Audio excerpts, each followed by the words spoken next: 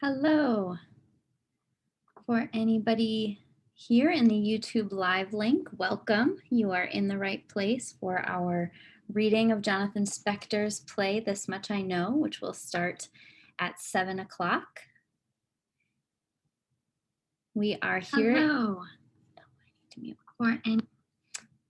We are here in YouTube Live as opposed to our usual Zoom. So you'll see it's a slightly different setup. As always, we won't see or hear you at all in the audience. But if you do have questions or need anything, that chat, which is on some side of your video here, you can feel free to drop something in there and I can help you out. Otherwise, take it easy and we'll get started at 7. I've also dropped in the chat the link to our digital playbill if you want to take a look at that and learn a bit more about the artist that you'll see tonight.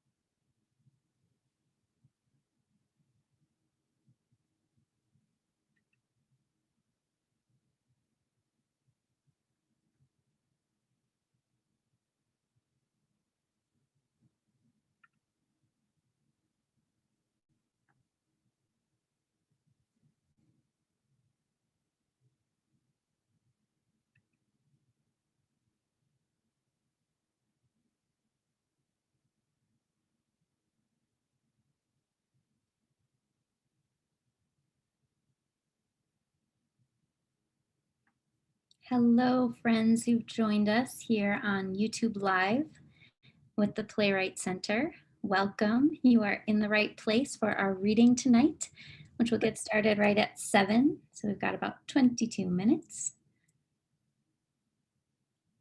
As always with these readings, we are not going to see or hear you in the audience at all, but if you can hear my voice and see me on this screen, then you're going to be all set for the reading tonight. If you do have any questions about the reading or need any assistance with something, feel free to use the YouTube chat, which is right either to the side or underneath your lovely video screen here. If you're logged into a YouTube account, then you'll be able to chat. I've also dropped in the chat a link to our digital playbill if you'd like to take a look at that while we're waiting for the reading to begin to learn a little bit about the artists. There's also an interview in there with Jonathan Spector, the playwright, to learn a little more about the piece.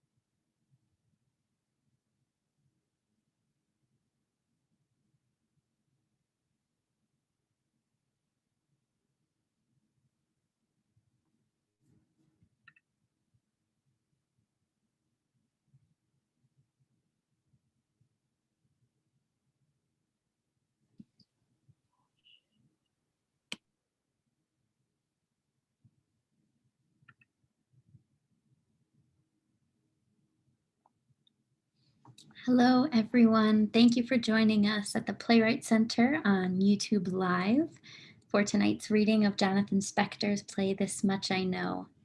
You are in the right place for the reading tonight. As always, in the audience, we're not going to see or hear you at all, so don't worry about your camera or your muting or anything like that. If you can see this lovely slide and listen, hear my voice, then you're going to be all set to see the reading that starts at 7 o'clock. If you do have any questions or just want to say hello, you can use the YouTube chat, which is right to the side of the little screen or underneath, depending on your setup. If you have if you're logged into a YouTube account, you'll be able to chat there, and I'll be able to help you out. Otherwise, feel free to take it easy. We've got about, oh, I can do math, 17 minutes before we get started. So feel free to grab a beverage and make yourself comfortable. You can also find a link to our digital playbill in the chat. So you can feel free and follow that to learn a little bit more about the piece and about the artist that you'll see in just a little bit.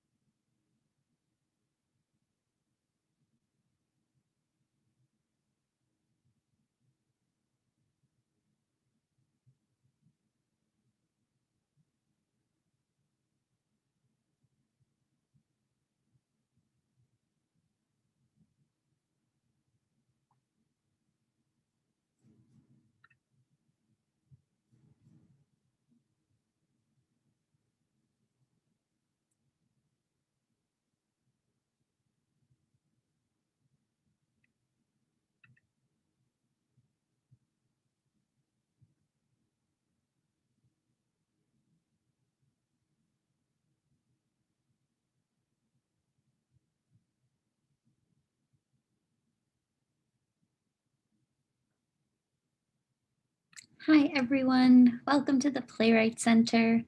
Looks like there's about 15 people in the audience at the moment. Welcome. You're in the right place for tonight's reading of Jonathan Spector's play, which will get started in about 14 minutes. If you do have any questions or want to say hi or need anything, feel free to use the YouTube chat, which is to the side or underneath your little video screen. As always, we're not going to see or hear you in the audience at all. And different from our normal Zoom platform, we don't have private chat, but we can still talk to each other a little bit.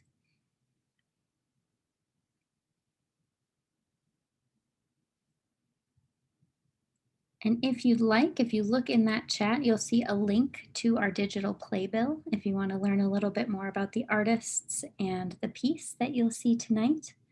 Feel free to take a look at that in the little bit of time we have before we get started.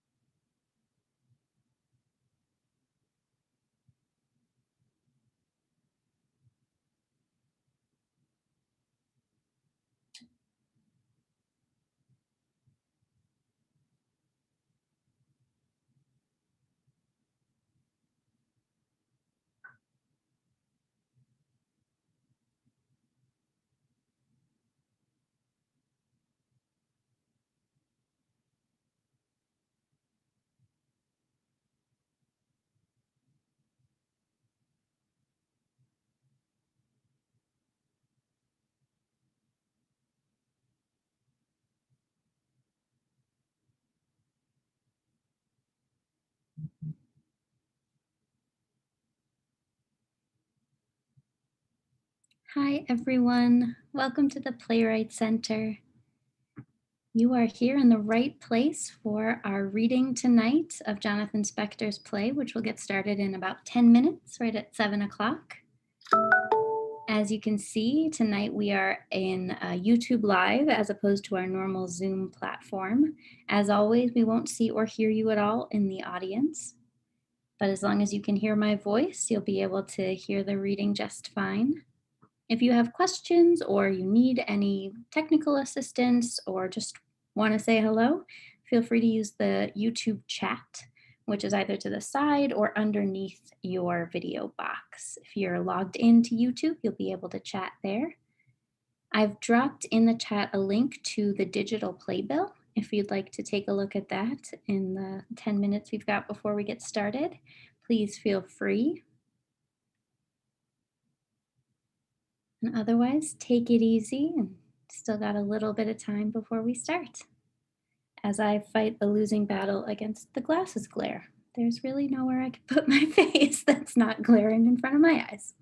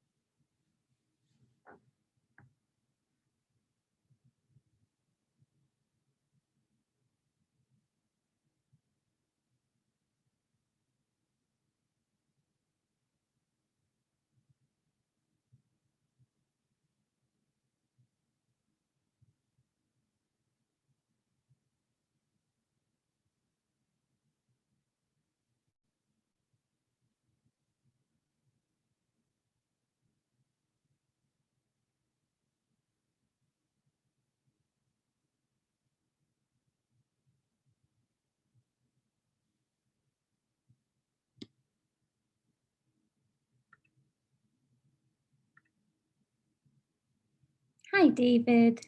Good to see you again.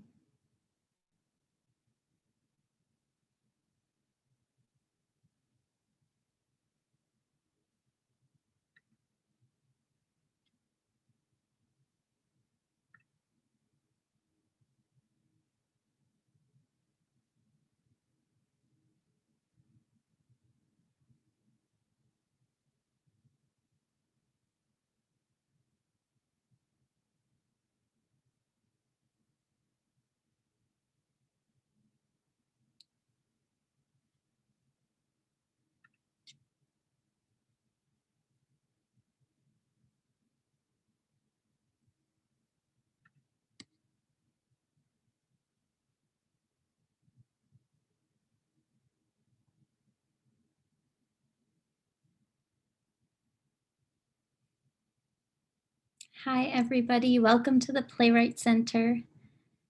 Got a bunch of people on now, which is very exciting. Good to see you. As you can see, tonight we are streaming our reading on YouTube Live as opposed to our usual Zoom platform. So it looks a little bit different, but for you in the audience should be about the same. As always, we won't see or hear you at all, so don't worry about your cameras or your microphones or anything like that. If you do want to say hi or have questions or things that you need from us, hey, Kendall, you can feel free to drop that in the YouTube chat, which is either to the side or underneath the little video box. You'll also find in the chat a link to our digital playbill for this evening. So do take a look at that if you haven't had a chance to yet, to learn a little bit more about our artists for the evening. Hi, Jack. Welcome back. Good to see you. We'll be kicking off in about 5 minutes. So make yourself comfortable, grab yourself a beverage and a sweater or whatever you need where you are, and we'll get started soon.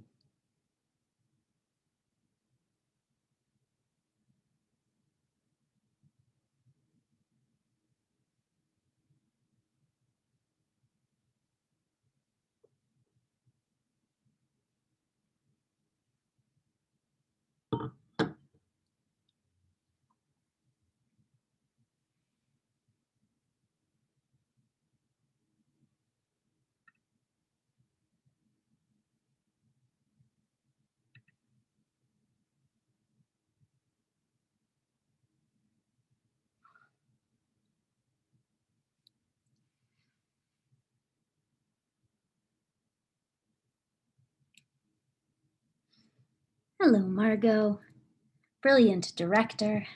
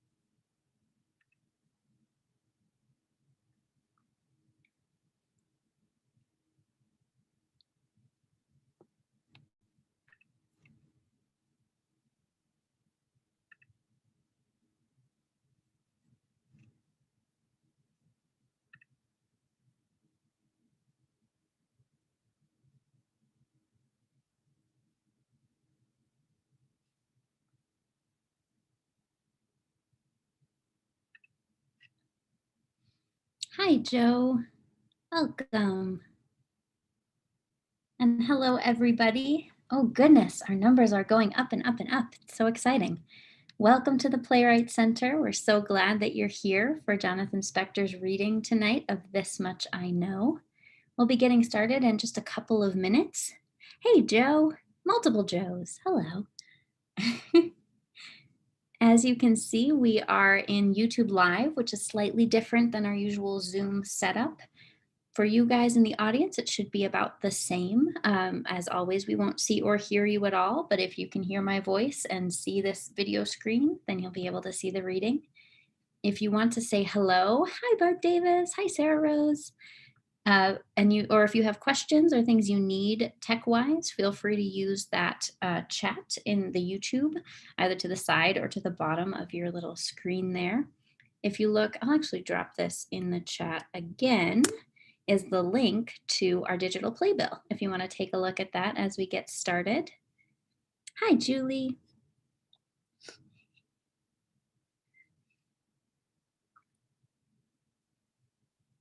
And we'll be getting ready in just a minute.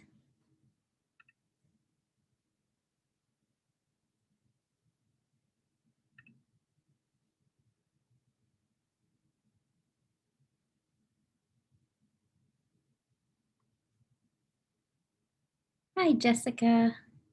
And hi, Cindy. So many friends on the line. Normally on Zoom, I can see everybody's name as you join the call, but with YouTube, it's more mysterious. So I just know who's in the chat. Hi, Diana and Jill, welcome.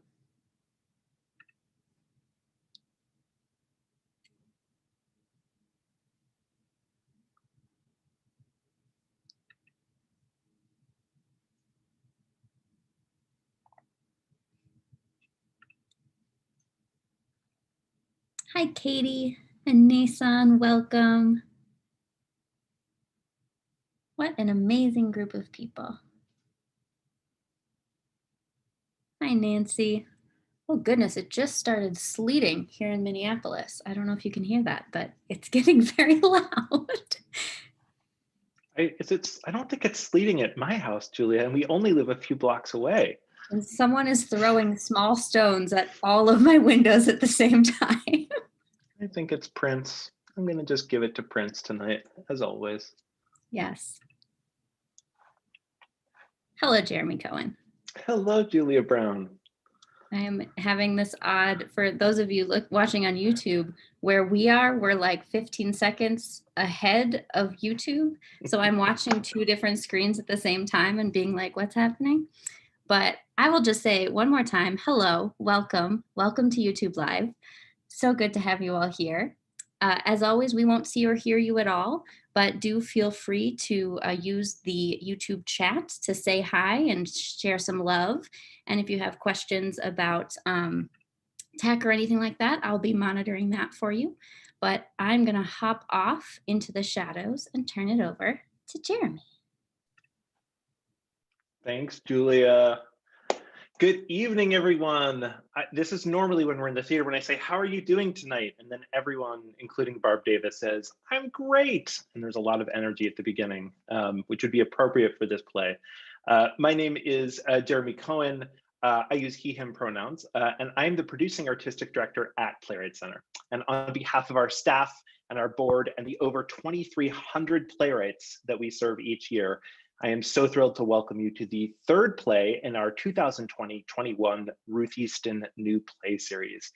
Tonight, we celebrate horror writer Jonathan Spector and his play, This Much I Know. So please clap and cheer at home and throw things into the Zoom chat and help me welcome Jonathan to the Playwright Center for his very first workshop with us. Yay! 250 people clapping. Speaking of 250, we have 250 people tuning in online from all around the globe to be with us tonight. So in the middle of this moment of great activism and great hope, we are gathering together to tell stories, as we have for 49 years here at Playwright Center. Speaking of at Playwright Center, we at the Playwright Center acknowledge that we are on the traditional land of the Dakota people and the Anishinaabe Ojibwe people. We offer our gratitude to this land for the privilege of gathering and being able to tell and share stories, and for the work of Native and Indigenous activists, past, present, and future, who steward this land and who challenge us to be partners rather than owners. Playwright Center is working to decolonize our spaces and our practices, to eliminate systemic barriers placed specifically on Native people, and to work towards addressing reconciliation. And as we gather virtually via the internet, a service unavailable in many Indigenous communities, we at Playwright Center reaffirm our commitment to learning how best we can continue to advocate alongside our Native communities, and we invite each of you to do the same. To learn more and about and learn and support incredible local Native communities and organizations here in the Twin Cities, you can go to our website for more information, and we have a whole gathering there. Next up after this reading is a reading to celebrate our great partnership with the National New Play Network, core writer Alison Gregory and her play The Loyals on February 17th at 7 o'clock, which is then followed by the fourth play in our amazing Ruth Easton series, Pulp Verite by core writer Crystal Skillman. You can catch that reading on March 3rd. So if you haven't signed up for either of those readings yet, we encourage you to do so soon, as many of you I know we're hitting a sold out point with tonight's reading. So this evening's reading marks day 6 of the workshop for Jonathan and his creative team that includes and led by the amazing director, Margot Bordelon, dramaturg Sarah Rose Leonard, and a just kick-ass trio of actors. We love them. With each of the plays in this series, we offer the writers an opportunity to explore a small piece of the design towards a full production someday. And so I'm thrilled to welcome scenic designer Reed Thompson to the Playwright Center as our design dramaturg for this workshop. What does that mean? So tonight, throughout the performance, you will see some of Reed's work, just the beginnings of it, in the slide presentation that one of the characters shares. I will not spoil any more, so you'll have to see for yourselves. Reed and Sarah Rose, Margot and Jonathan had really incredible dramaturgical discussions on the course of the play and how that design could be realized on stage going forward. And as we encourage the teams to deeply explore the play until the last moment, you will definitely be seeing new things tonight that the team has just put together into the reading. So in that vein, especially for those of you that are joining us for the first time, we treat these performances almost as open rehearsals, where we invite you in. And I would just say, Jonathan Spector took the gauntlet that we threw down in terms of rewriting to the last moment, and every day sent in a new draft of the play. It's beautiful work. And we're grateful that Jonathan is such an incredibly thoughtful and powerful artist to join us in that process. For a more personal look into the play itself and to learn more about the amazing Jonathan, check out your program or go to the Ruth Easton page on our website. So a bit about Jonathan. This is his very first reading at the center during the beginning of his 3-year core writer term. And I cannot think of a better way to introduce him to all of you who haven't seen his work yet. Jonathan Spector makes theater that I want to see with every play that he writes. His sense of sweeping theatricality, his language, his fierce intellect results in plays that honestly I can't even imagine how he puts together.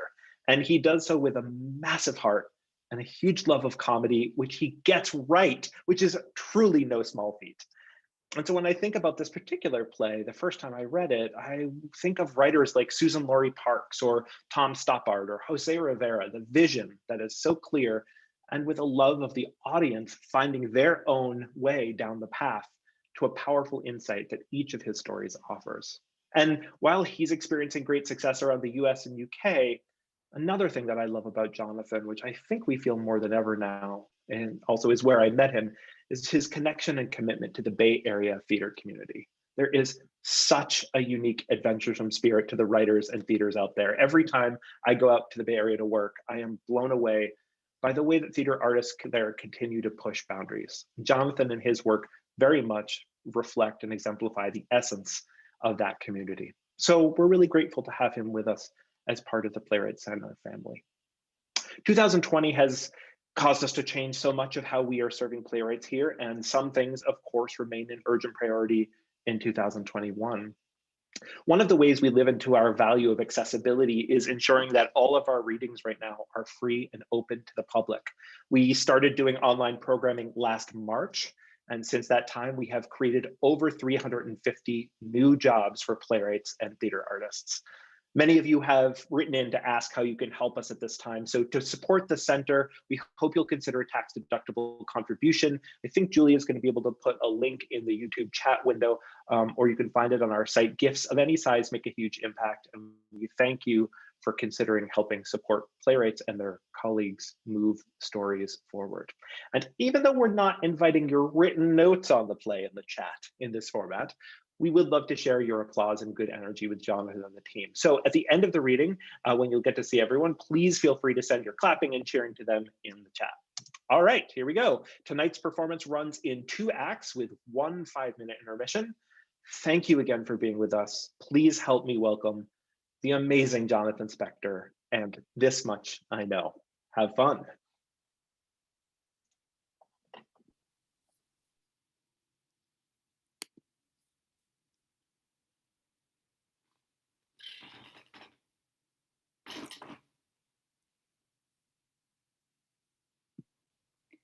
Design note.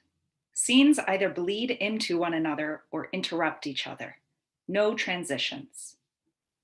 A lecture hall. Lukesh enters from the side. Hi, everyone. We're going to be ready to get started in just a moment. Still waiting for a few last-minute stragglers, so I'll suggest you take this as an opportunity to turn your phones off. And I hope you'll really turn them all the way off, please, not just silence the ringer. I mean, it's your decision. Obviously, you're all adults, but haven't we all been in places where, someone maybe thinks they've got it on silent or airplane mode, and you say to yourself, what were they thinking?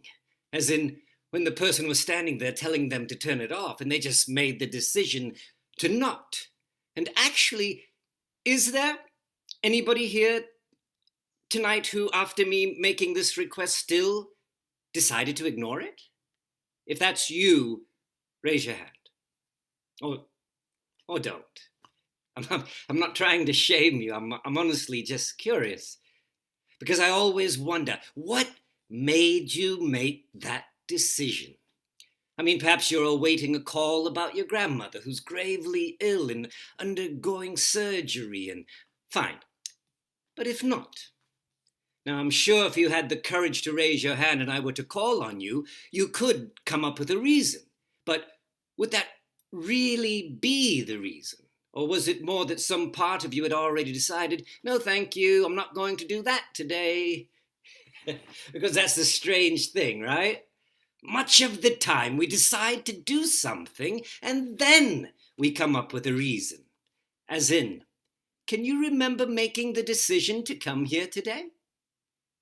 Maybe you'd heard good things about me, which is, if that's the case, I'm flattered. Or maybe you read something about my work and you thought, but that's just the thing, right? What did you think? Because one of the peculiar aspects of our mind is that we can't really reconstruct past beliefs. Or thought processes, as in, maybe you once believed in Santa Claus. Or the Tooth Fairy. Maybe you remember this as a factual matter, or maybe you've been told about it by a family member, but what you can't do is experience what it's like to actually believe it. We can't unknow what we know. Or, to put it another way, what if I told you I used to be married to a zebra? Well, the first thing you do, you can't stop yourself, is you treat this as a true statement. Before it can be dismissed as false, your mind first makes it true. Maybe you had a flickering mental image of me standing at the altar, my zebra bride in a very long white dress. And then, and only then, does it kick in. Well, of course, he was never married to a zebra. It's ridiculous. Everyone knows they're terrified of commitment. And yet, even after you've labeled this idea as false, part of your mind is still working on it, still trying to make it true. Maybe the zebra is a metaphor, but for what? because this is how we move through the world. We make sense of things, even things there's no sense to be made of. So if I ask you, just off the top of your head, what is the least common letter in the English language? Many of you, maybe not all, but I'm guessing no small number would say it's Z, because we were talking about zebras. And just as nature abhors a vacuum, our mind abhors randomness. There was a question about uncommon letters and an odd word that started with Z floating about in your mind. At least initially, your mind doesn't want to accept these things as unconnected. Though Z is not actually the least common letter in our language. Look it up when you get a chance. Surprisingly, the least common letter is S, which of course it is not. But did you see how for the briefest of moments you examined this as though it were true before dismissing it as false? This is why false ideas can be dangerous. They're sticky. We are so desperate to make things connect. And as we begin our work this semester, I invite you to direct your attention to moments such as this, when your mind is making connections where none exist. As when I tell you about two things: peaches and maggots. You have an immediate response, a sense of revulsion before you were even aware. That is, before the you who you think of as you, the you who is that little voice inside your head, the you who you believe is responsible for most of the choices you make, another you, the one who just goes through the world making connections, had already gotten to work and made a decision that this was disgusting. And we don't want to eat it. Now, I happen to have here... Mukesh prestidigitates a peach. a lovely peach from my own backyard. In fact, there's a whole basket over there by the door. And as you exit today, I invite you to take one with you. Of course, statistically, you are far less likely to take one than had I not put those two words together. But why is that? The connection itself is simply a cognitive illusion. It has no meaning. But we are very bad at holding on to a lack of meaning. Oh, to give another example, if I say cowboy and tater tot, you immediately begin to make a connection between these two things. Is he hungry? Is it dinner time? Long day out on the prairie and now he needs a meal? And why just the one tater tot? Is this all the food he has? And off you go, making a story. Or when my wife, who is in fact not a zebra but a Californian, sends me a text this morning that says, "I'll be gone for a while. Possibly forever. It's nothing you did." I try to make sense of it.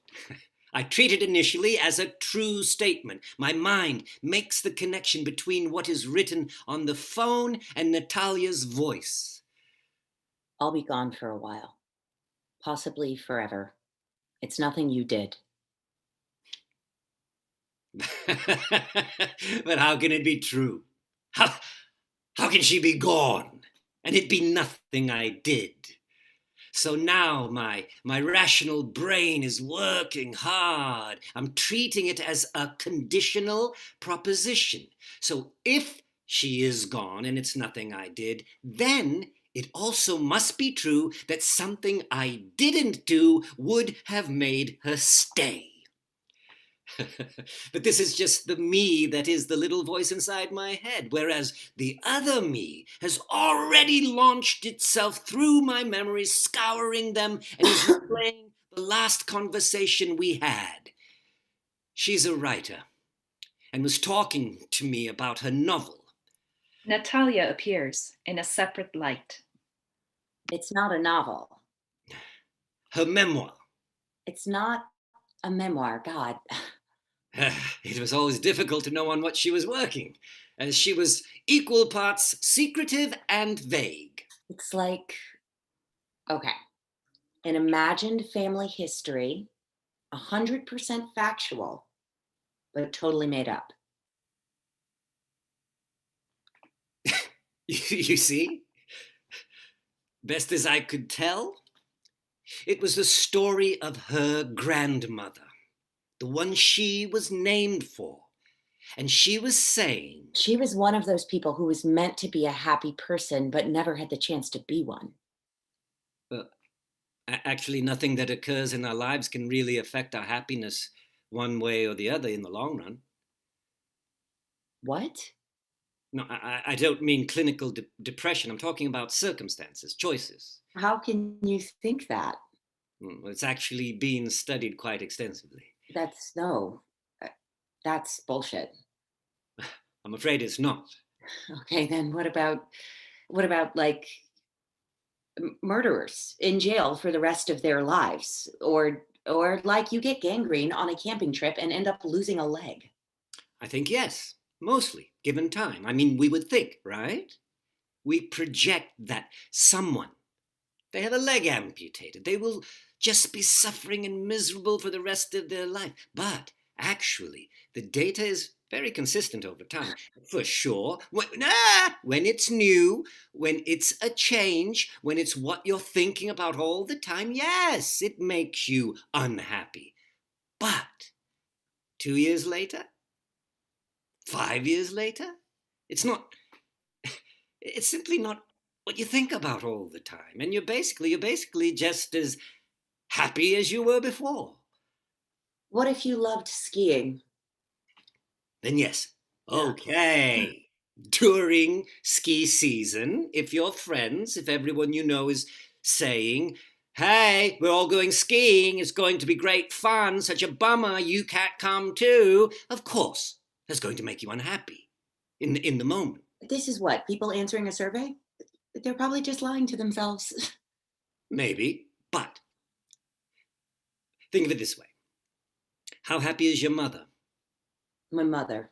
Yes, let's say on a scale of 1 to 10. Like today? On average, these days. I don't know. 6.5. Okay, so how happy was she back when you were in college? I don't know, about the same, I guess. Right, but in between, your father passed away. So? But wouldn't you think losing a husband, your partner, would make you very unhappy? It did. It destroyed her. For a while. A long while. And then you, at a certain point, just get over things. We have all of us, a certain set point of happiness. It's like trying to submerge something that floats. You can push it down, but eventually it's just going to pop right back up. I'll be gone for a while. Possibly forever. It's nothing you did. I think certain things you just don't get over. It's nothing you did. Shift back to lecture hall. I take my time crafting a reply.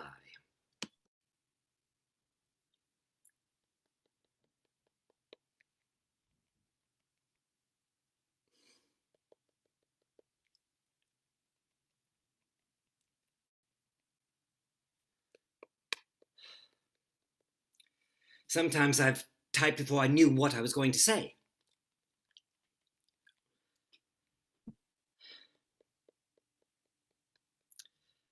I finally settle on...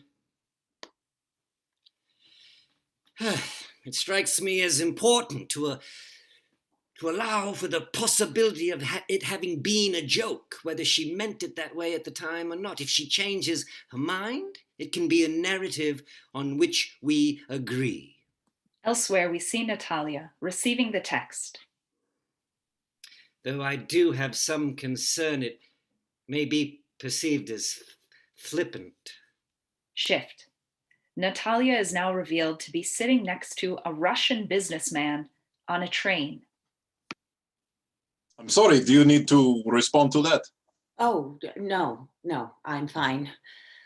I'm surprised you get service here. Usually once we pass through mountains, it is dermo until for 100 kilometers at least.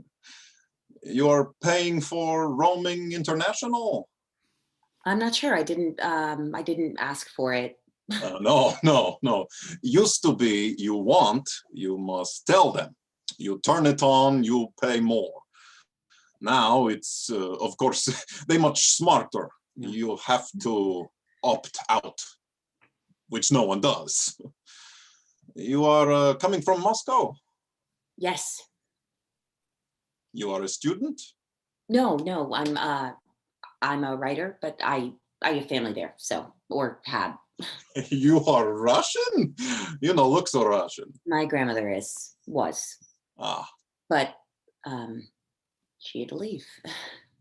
Light shift. We are in New Delhi, India. An embassy clerk stands before a desk. She says she's his daughter. Whose daughter? Stalin's. Joseph Stalin? She wants asylum. He had a daughter? So she says? Okay, assuming that's true, what would she be doing in India? I couldn't really understand. Something about her husband? Well, look, I'm not going to be responsible for starting World War III, okay? Call the White House. We're going to need to run this up the... Lights bump.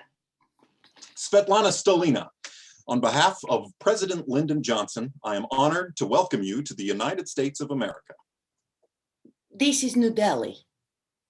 This is the U.S. Embassy. Legally, this is American soil.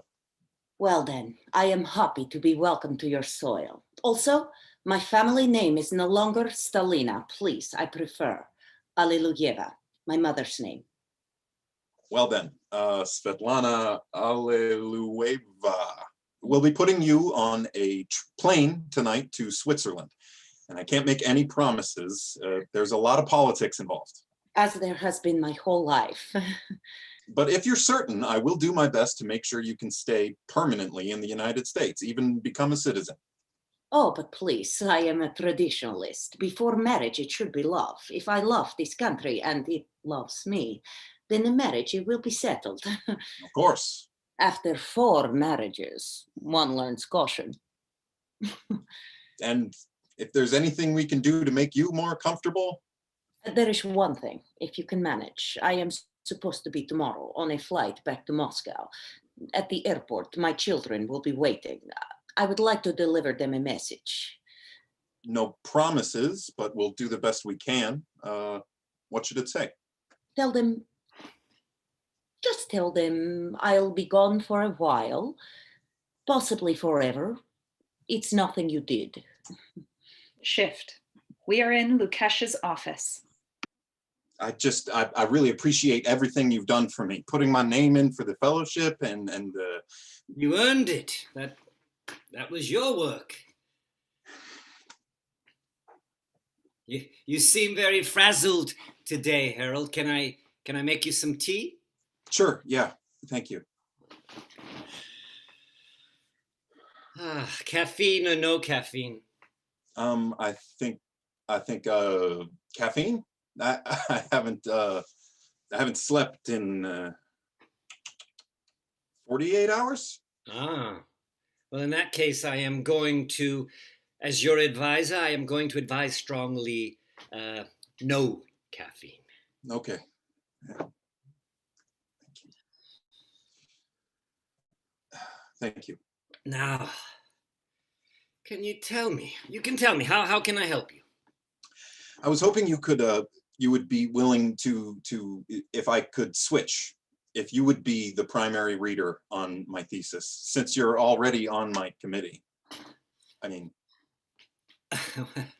I am so flattered you'd ask, and I enjoy the subject. As a boy, I had a great collection of Arthur Conan Doyle and Jules Verne. this is just I'm only writing about Wells, H.G. Wells. Yes, the father of science fiction, isn't he? The War of the Worlds, the Invisible Man, the Time Machine, the Island of Dr. Moreau. Which I must confess caused no small number of nightmares. But this is not my field. I am more than happy to be an outside eye, but Professor Feldman will surely have far more insightful feedback. Dr. Feldman has no longer wants to work with me. Well, it's none of my business. Surely there are other people in the English department who would be... I don't think so. Huh.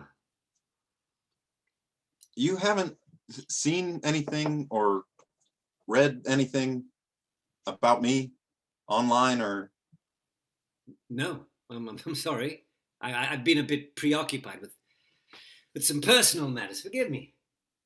Right. Well, okay. Some things have come to light about me, about who I am, about my family beliefs. You have family beliefs? Well, doesn't everyone? I suppose it depends on how wide a net we cast. Do we count hypochondria? Because for us, that was a sacrament. Even now, I sneeze twice, I think, ugh, better clear my calendar for the week. Well, mine are a bit more, there's a website called True Nation. It's the oldest and the largest white nationalist website in the world. It's my father's website. He created it. Oh? Someone found it, found my picture, my name. Ah. In a few months, there's a huge conference True Nation is organizing. It'll be the largest gathering of, I knew at some point somebody on campus was bound to... I see. Well, I am happy to, it goes without saying, speak in your defense. If anything, growing up in such an environment, to be forced to recognize that your construction of reality was an illusion, to have the strength of will to pull down that veil, you should be doubly admired. It makes perfect sense now, of course, that you stood out. The first class you took of mine, it wasn't just your keen intelligence, it was a certain kind of focus. You had already become a person of self-definition. See, I don't think I have the luxury of self-definition. Because people presume to know your beliefs. Because I'm a white man in America.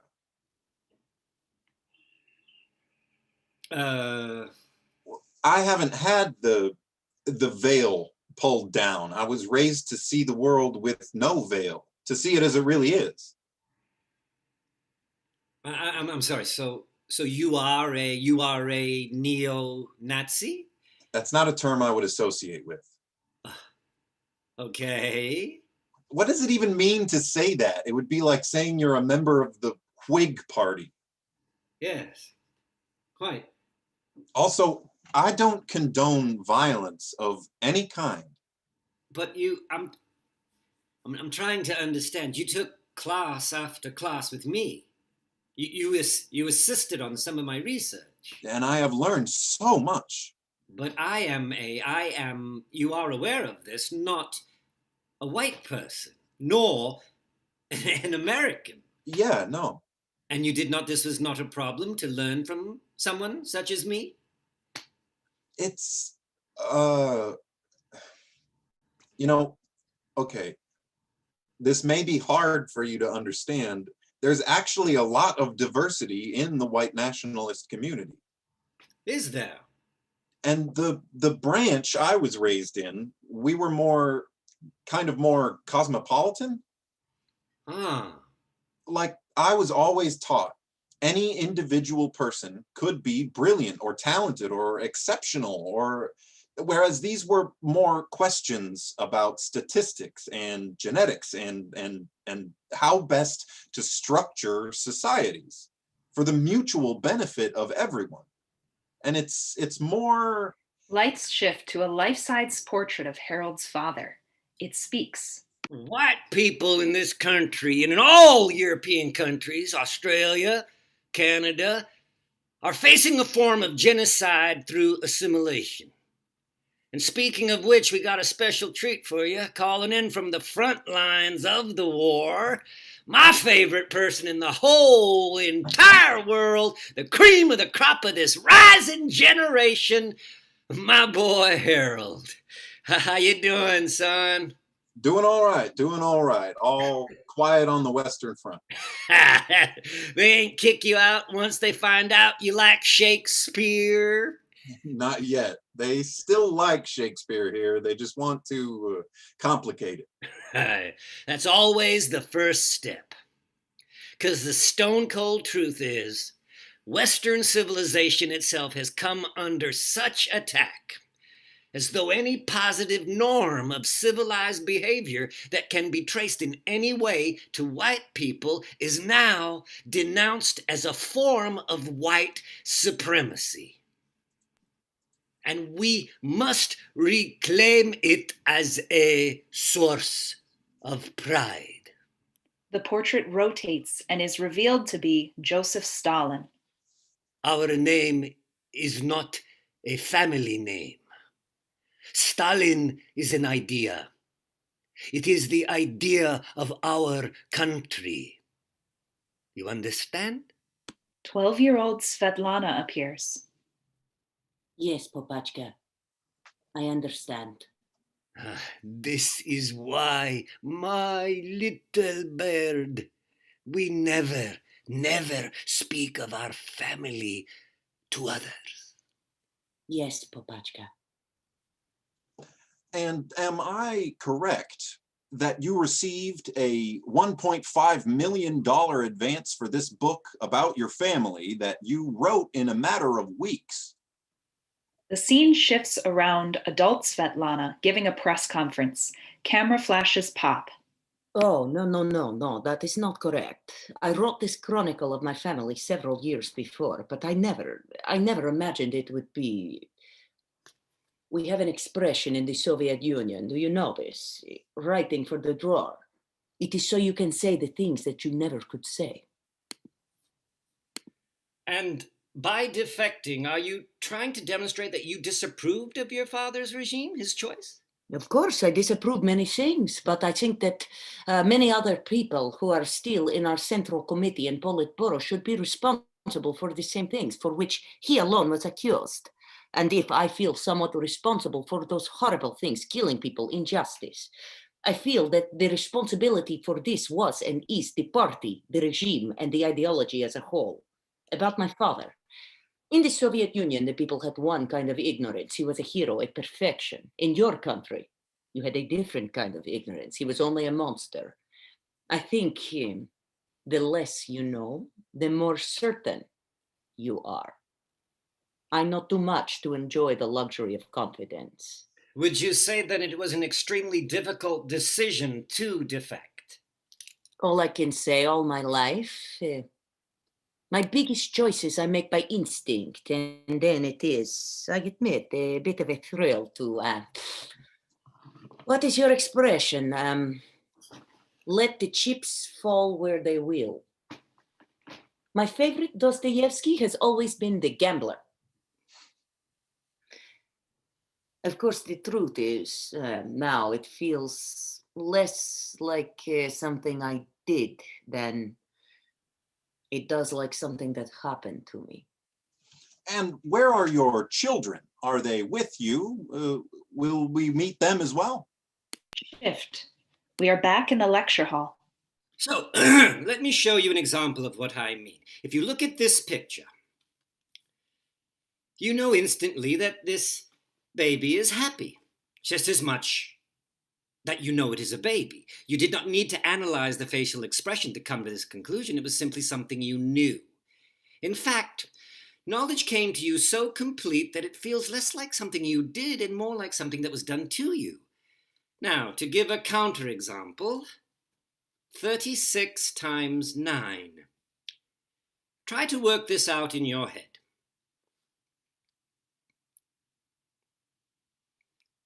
So, you will notice this action of trying to do the equation is very different than the baby. Your mind is engaging in a series of processes that you have learned to do. In my mind, I believe I am saying something like 9 times 6 is 54, carry the 5, 9 times 3 is 27, and then I add the 5 to the, and oh no, wait, shit, I've lost it. And this process, you can feel, is something you are doing. So again, when you see this, 3 plus 4, you simply know, most of you, that the answer is 7. Your intuitive brain deduced this without any say-so from you at all. On the other hand, if you see this and are asked, what is the next move white should make? Even for those of you who play chess, it would take quite a bit of work. Now, it is said that the great and greatly paranoid chess grandmaster Bobby Fischer could glance at a board like this and instinctively know what move to make. But what was actually going on, I suspect, was he simply had played so many games of chess that he recognized the situation instantly. And much of the time, when we feel we have an instinct about something, it is simply this process of recognition, some vestige of a thing we have seen before. So, in fact, Bobby Fischer knowing what move to make is no more magical than you or I knowing that the baby is happy, or me knowing the instant I heard her voice on the phone that night 5 years ago that my wife was distraught. It's me. It only took those 2 words. It's me. In fact, this knowledge came to me so complete that discerning it felt less like something I did and more like something that was done to me. We see Natalia on the side of the road. It's me. What's wrong? Lukash, I got into an accident. Are you hurt? No. Oh, okay. Is the car very damaged? What? I, I don't know. Maybe. Well, that's why we have insurance. I don't know. Nadia, are you okay? You sound. I don't Nadia? know. I was just driving, and then I was sitting there on the curb, and so someone was screaming, and they were screaming. It was so loud. I was just. I wanted them to stop screaming. It was so loud, and then I realized it was me. I was screaming. Where are you? Tell me where you are. I don't know. Here. She hands the phone to a paramedic. Yeah. Hello. You a friend of hers? I'm her husband. Oh, okay, good. If you're able to come down here and get her, I think that'd be. Yes, of course. Is she okay? Yeah, a little shaken up, but seems fine. No real injuries. Oh, thank God. And I can't tell you anything official. The police have a whole process they have to do. Right, yes. But there were a couple of witnesses, and they all said the same thing. Not at all her fault. Sounds like he just rode straight out against the red light, and nothing she could have done. Wait, I'm sorry. Who did? The biker. And he was hurt? Well, he wasn't even wearing a helmet, so. Oh dear. Well, will he be okay? Let's hope, but I'll be honest with you, it did not look good. Lights shift to Natalia, seated in a car. Lukash sits down beside her and starts driving.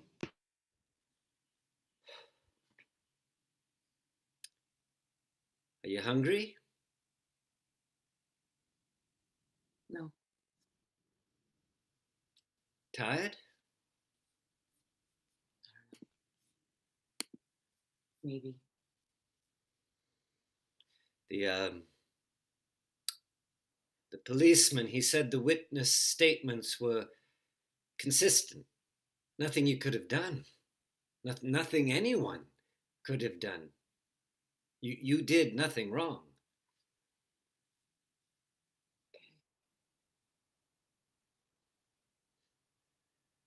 How are you? How are you feeling? I'm fine. I don't know. I'm not sure. My fingers are tingly. I think you're most likely in shock, which is perfectly normal. You can think of your brain like the electrical wiring of a house. When something emotionally overwhelming happens, the circuits can become overloaded, so the brain provides a circuit breaker, as it were. It's not a bad thing. It's your mind taking care of you. It's doing exactly what it's supposed to be doing. Can you stop? Just don't do that. Do what? Please. Oh, okay, yes, of course. Just just tell me what you need. Shift. Harold, in Lukesh's office. There is no intelligence where there is no need of change. Only those animals partake of intelligence that have a huge variety of needs and dangers. I actually think that passage is really the core of understanding the time machine, because people think, right, that the novel is kind of a straightforward allegory. This guy invents a time machine, he goes way into the future, and he finds mankind has split into two branches. The simple-minded Eloi, who frolic about eating fruit on the grass, and the subhuman Morlocks, who toil away underground doing some kind of industrial labor. Basically, everything you read about the book says it's a metaphor for class. How in the future, the rich people kept pushing the working class further and further down until they are literally in underground caves. But I think that's maybe just people being really politically correct and like wanting the book to mean what they want it to mean. Because I think a more interesting way of reading the text, a way that's way more relevant to our world today, is it's not about class. It's about race. It's about, because the Morlocks are dark skinned and the Eloi are fair skinned and blonde. So it's about the inevitable path of humanity towards the separation of races. And it's really incredible that H.G. Wells could see this so clearly, like over 100 years ago. It's an intriguing idea, but tell me if I'm wrong, and it's been a while since I read the book. Haven't both these two groups, by this point, millions of years in the future, they've become separate species, yes? Right. And aren't they both much the worse for it? Isn't that the point, that they both have lost their humanity? Exactly. It's a warning. It's saying the Eloi, or the people who will one day become the Eloi, do not forget your role. You are the caretakers of humanity, because when they become solipsistic and lazy, when they abdicate that responsibility to be the custodians of the whole society, when they do that, everything falls apart. Ah.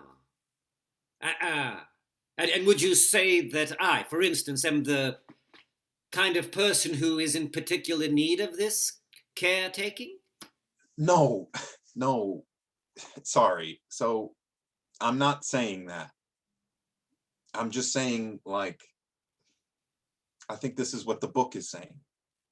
I see. And this is, your claim is that this was the author's point, that is your thesis? I mean, I'm still developing the idea, but I'm giving a talk on it in a few months. Oh, at an academic conference? No, I may have mentioned it It's a special interest, a gathering of my father organized it. The white supremacist conference. Racial realist is my preferred term. So you will be presenting an idea, a theory about this novel that you could say will affirm the previously held belief of most of the attendees? I mean, sure, but that's not really the... Well, if we approach this as psychologists. Which I'm totally going to do. Okay. Wait, how do you mean? My point was simply, I know it is fashionable in the English department to say that you can find whatever meaning you like in a text, but we are not in the English department. We are in the psychology department. So, if you are telling me that this is what the author wanted us to think, you will need to find some way of testing your theory. You will need to provide some evidence.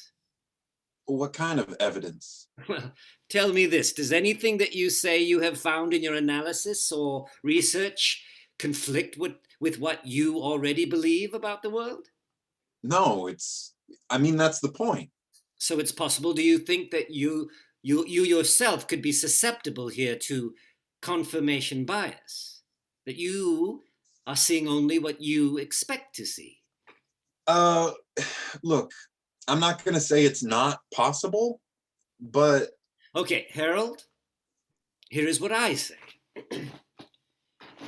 You have an original idea, but for me to sign off on this, you must first convince me that you are wrong. Find me evidence to support the opposite proposition. Then I will know you have considered the idea thoroughly. But I don't believe that. Then you have quite a bit of work to convince me you do. Lukash's phone rings. And it would appear our time is up. I look forward to seeing what you find now. Please excuse me. Hello? Natalia appears, seated in a Russian cafe. Me. Natalia? Where are you? What number are you calling from? My phone was stolen. What? Are you okay? Or maybe I lost it. I'm not sure. What do you mean? I fell asleep on a train. I had it, and there was a man. He seemed so nice. And then I woke up, and he was gone, and it was gone. But I don't really know for sure. Do you need me to come get you? No, you can't. What? Why not? Where are you? I'm in Odessa. What? Sorry, it's a bad connection. Did you say you're with Vanessa? Listen, I hate to ask you, but can you just do me a favor, please? Okay. Are you home? I was finishing up with a student. I'm just walking in the door now. Will you walk into my office? Okay, I'm here. Do you see stacked up? It's tacked above my desk. There's an old photo, black and white, 3 little girls. Yes, I see it. Can you take a picture of it and text it to me? Just to the number that I'm calling from? A young Russian man has walked over to Natalia's table. Okay.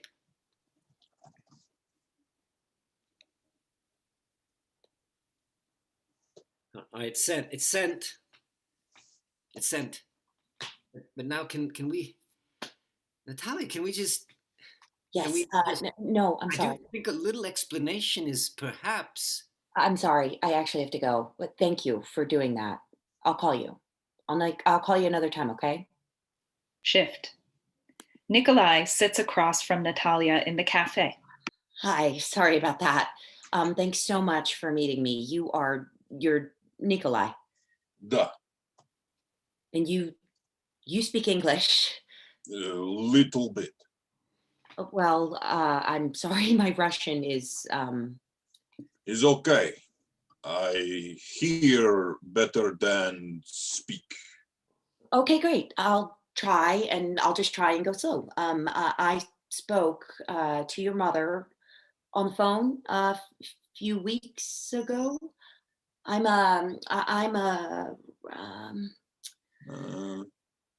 writing a. I'm trying to do some. research. And your mother? Da, she is much sick.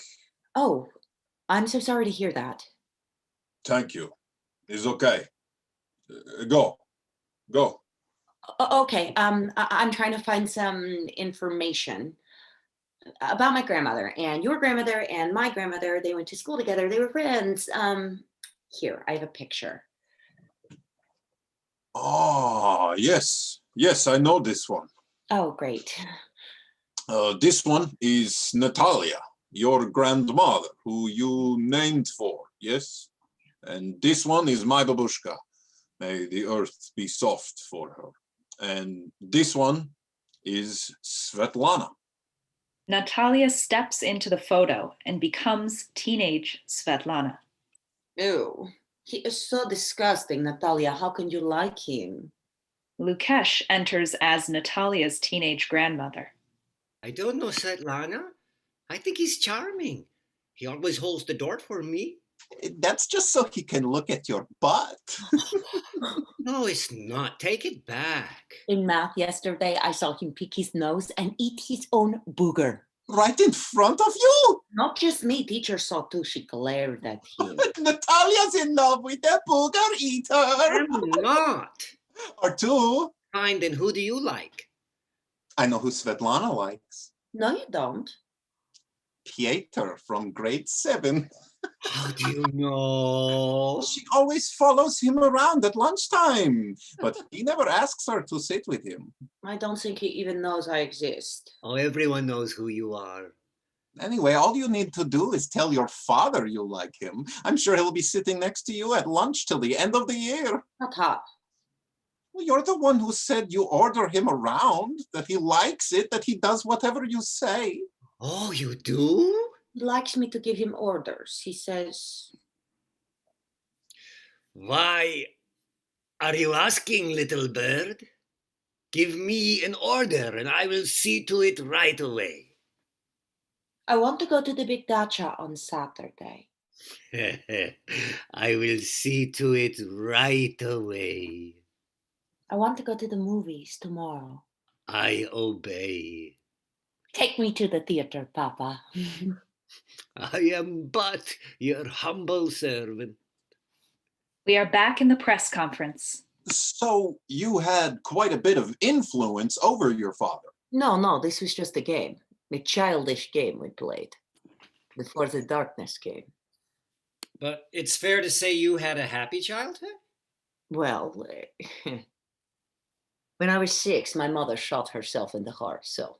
Oh, I had understood she had died of an appendicitis. I thought so as well, until for 10 years. When I learned the truth, it was, once you have gained sight, it is impossible to feign blindness. Though it would be wrong also to say that this sight came all at once. This was more the first piece of a puzzle I did not know I was assembling. It must have been very difficult for your mother to be the wife of Joseph Stalin. Well, as a girl, she used to say to me, Svetlana, this is where you must bury your secrets. And she did. Shift. We are back in the cafe. So they really were friends. Oh, yes, best friend, I think. All three. Then what happened? My grandmother, her whole life, she hated Svetlana. She thought Svetlana was responsible for her parents' death and that she could have helped them, and she refused. Oh, yes. But also she could never really be totally sure.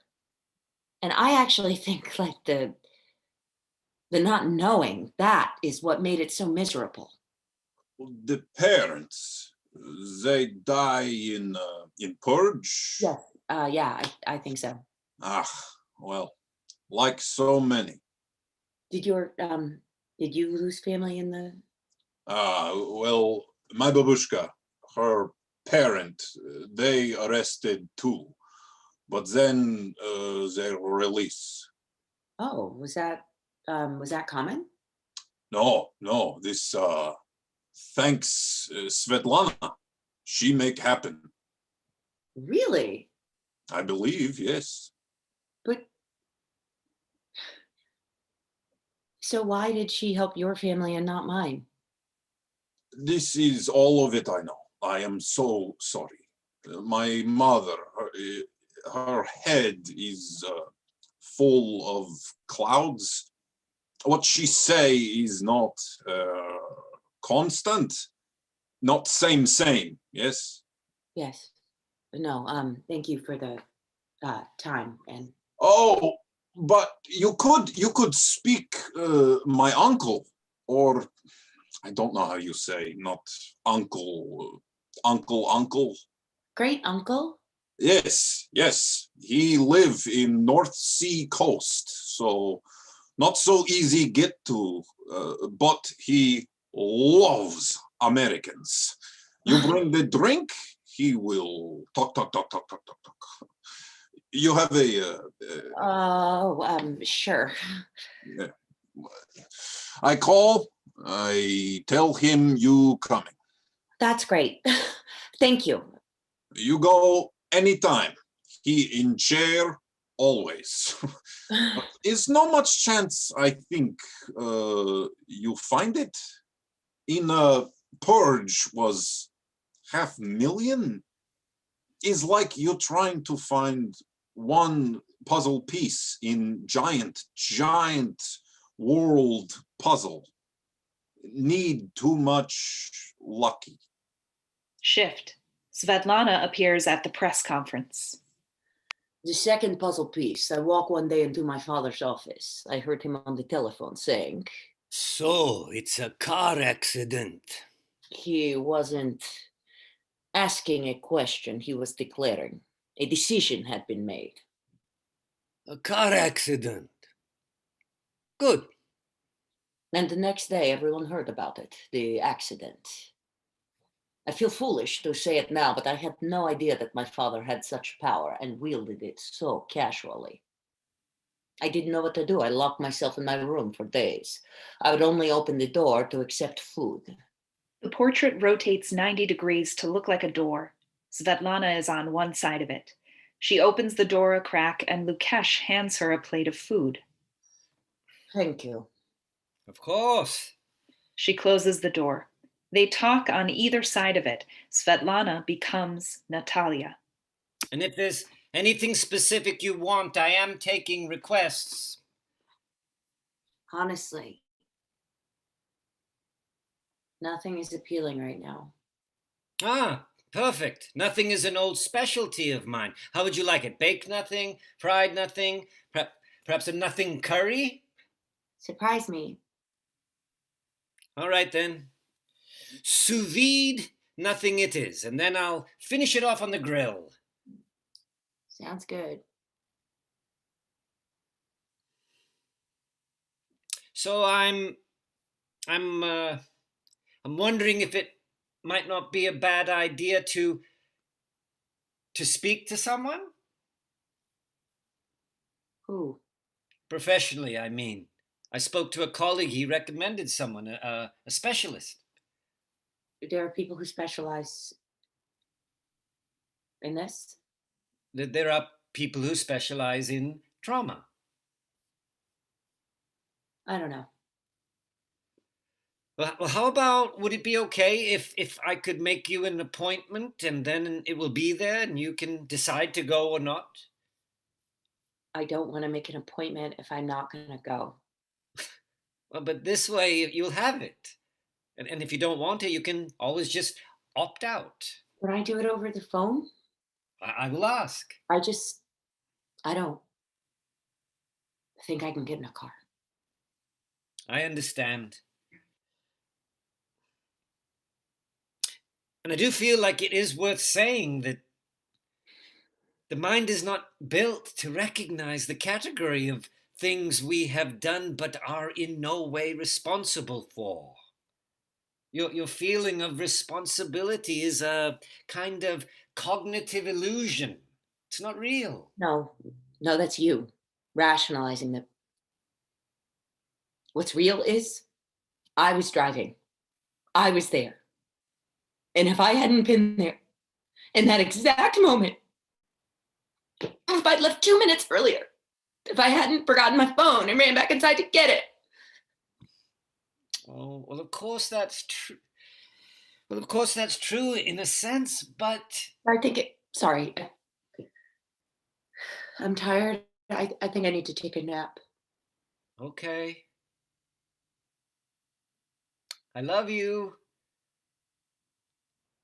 I know.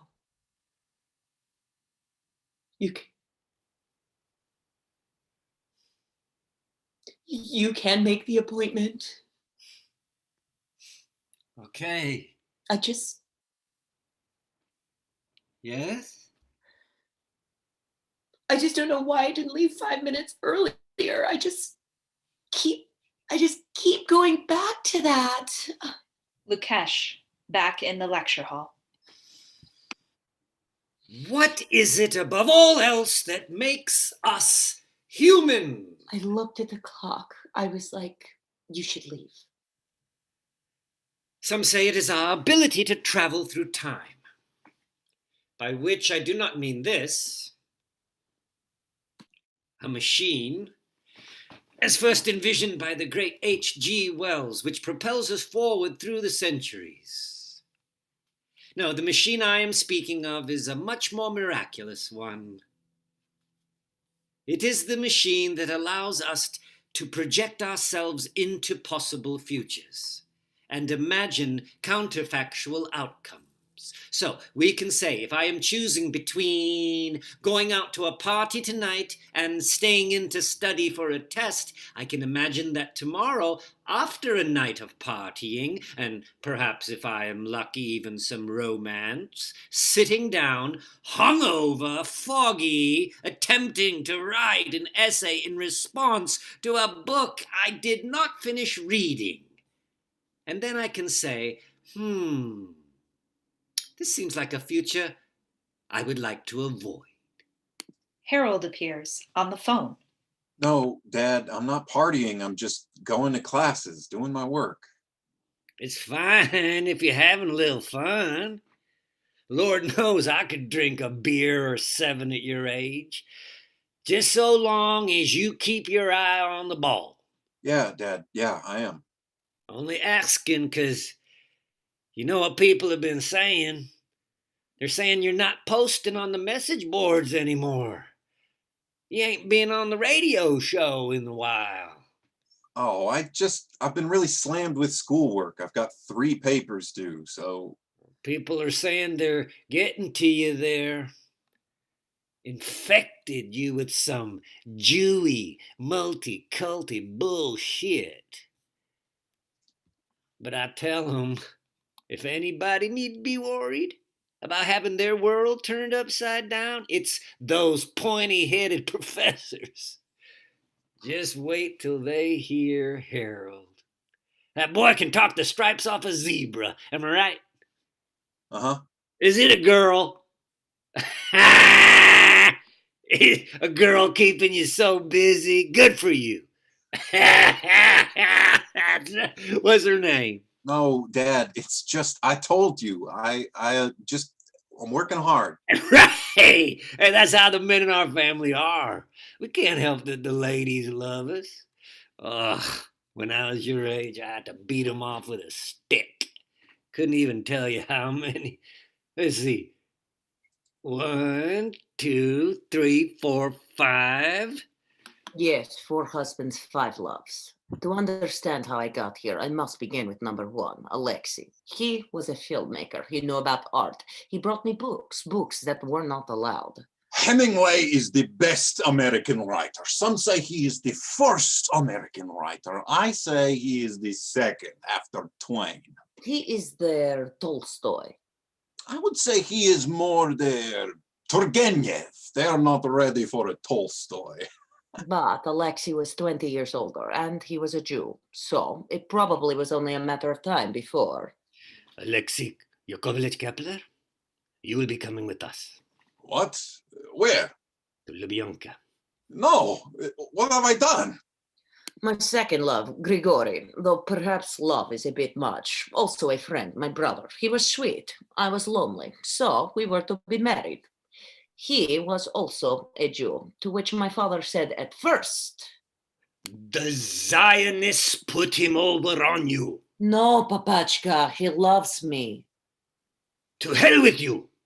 Do what you like. Marry a Jew, but I will not meet him. So I did, and quickly I had my first joy, my little Yosef. Of course, without father's approval, it could not last long. But now I was alone with a baby, and so I moved back home to the Kremlin. Oh, my little bird, your humble servant is pleased to be again at your service. Tell me, what is your command? My next marriage was arranged by Papa. Yuri is great patriot, and his father served the people with honor. May the earth be soft for him. My father had appointed his father the head of ideology and put him in charge of repressing the cosmopolitan artists. Yuri took me one day to an art gallery. I had been once, long ago, with my first love, Alexei. At the time, the work was full of vivacity and surprise, but now it was all, every single one, portraits of my father. My father, the war hero. Oh, this one is my favorite. My father, the knight in armor. This one is very good too. My father as Prometheus stealing fire from the gods. Okay, this one is maybe just a tiny bit too much. It was disgusting and it was sad, but he did give me my sweet Katya. My next marriage was to my cousin, Ivan. We were not related by blood. His father was the brother of Papa's first wife. I had not seen him in many years. Ivan! Oh, Svetlana, So good to see you. you as well, my dear. I've always thought of you fondly. And me, you. I have so many fond memories of us sitting by the fire in our dacha. Your father telling us wild stories about the Persian Empire. Yes, I remember. It was a glorious childhood when father was head of the Soviet Bank. How is your father? Dead. Oh, yes. Of course, I'm so sorry. He was executed in 37, mother in 38. I was an orphan. And of course, no one would take me in because, you know, your father had declared that the children of enemies of the people were themselves enemies. Right, no. I lived in an orphanage till I was a teenager, then was sent to work in mines of Kazakhstan. That must have been different. But miraculously, I have returned, and now I have a degree from Moscow University. Okay, then. All's well that ends well, I suppose. Right. He was a sweet man, but he was broken, so another divorce it was. But if not for Ivan, perhaps I would not have been ready to meet Rajesh, my truest love, the only one who was never embarrassed by my suffering. We shift to a cramped Russian apartment. Nikolai's great drunkle appears. Come, don't be shy. What? Oh, hi. I hope it's okay that I'm... Oh, yes. Nephew, say you coming. Oh, I brought these. I don't know if they're any good or not. Oh, no, he's very nice. You are hungry? I have in oven best American food. The tater tots. We can eat, be the real American cowboys, yes? Oh, thank you, sure.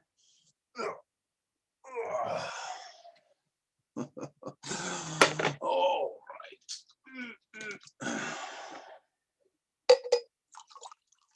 Hey, cheers, like Sam Malone.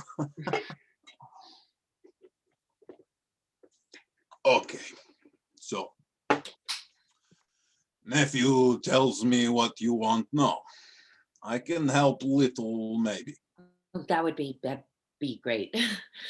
But I think you have story wrong. I think Svetlana, I think she do try help your family. Are you sure? Okay, well, first thing you need to know, thing about Stalin. At that time, he was in process. Everyone who knew him from before, knew him as real person, not perfect leader. He won't make go away. Lukash appears in the lecture hall. But not only do we have the power to go forward in time, You want to go back and erase completely. we can also travel backwards. I can examine things I have done, the choices I have made, the things I have said. As when about a month after the accident, there was a memorial service on campus for the young man. He'd been a student, though blessedly not one of mine. And Natalia came to me and said, I think I should go. "What? Are you sure?" No, but it feels right. I wonder if it's such a good idea to subject yourself to. You don't have to come with me, but I'm going. And so we went. We sat in the back. Lukesh sits next to Natalia at the memorial. Some people were staring at her. Others would glance at her and quickly avert their gaze. She was tense. I could feel her whole body clenching. I asked if she wanted to leave, but she just shook her head. I saw quite a few people I know. And then a man approached. It was the father of the boy, and he reached to shake my hand. And then he reached out for Natalia's and said, Thank you for being here. and then disappeared back into the crowd. But now everyone was looking, everyone knew, or it felt like everyone knew, and she began to hyperventilate. And I said, "We're leaving." And she shook her head no. So I pulled her up gently. She offered little resistance. I was frankly worried she was going to pass out. I grasped onto her and just said over and over, "It's not your fault. It's not your fault. It's not your fault."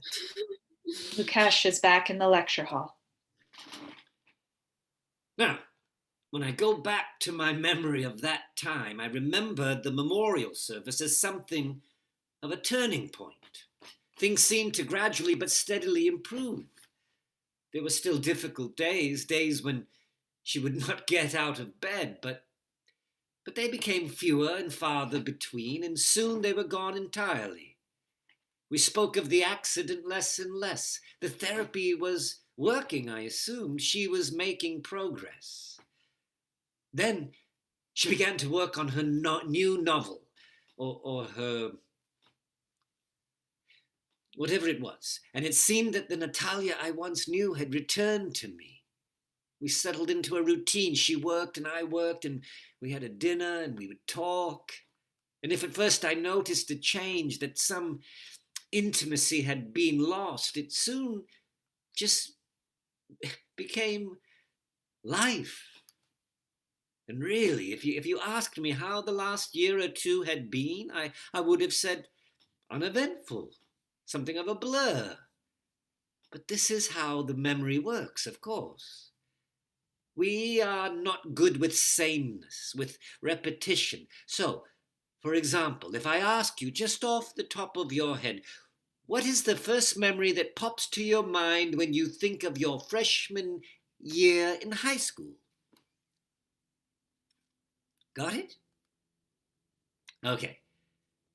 Now I will perform another magic trick and say that for most of you, this memory is from the month of August or September. Because the way our brain creates memory is we are attuned to change. So we remember the beginnings of things very sharply, and the flip side of this coin, as I said, is how we adjust to sameness. Or, to give another example, the way Natalia and I first met. I was coming back from a conference on a flight from Moscow to Geneva. She sits next to me. I recognize her from the neighborhood because it turns out we live 2 blocks away from each other. She was a graduate student at the time, quite a remarkable coincidence. But then, 2 weeks later, I am on another flight, going from Miami to Chicago. And who should be sitting next to me again? It is Natalia.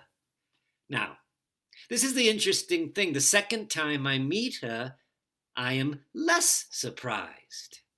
Even though statistically it is far less likely that I would be seated next to her twice on two totally different flights than that I would meet her in the first place. But my brain has already categorized her as a woman we sit next to on airplanes. Natalia sits next to Lukesh. Don't tell me your name. Okay. It's better this way. I would rather invent a story about you. This mysterious man who follows me around from airplane to airplane. Are you a spy? I don't know. Are you spy worthy? Do you have secrets worth discovering? Doesn't everyone? No.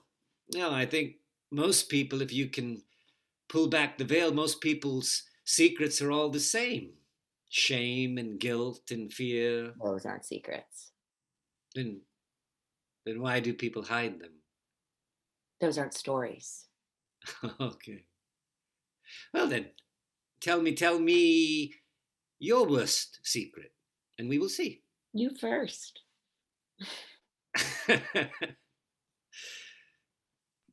Well, you won't tell anyone I told you? I don't even know your name.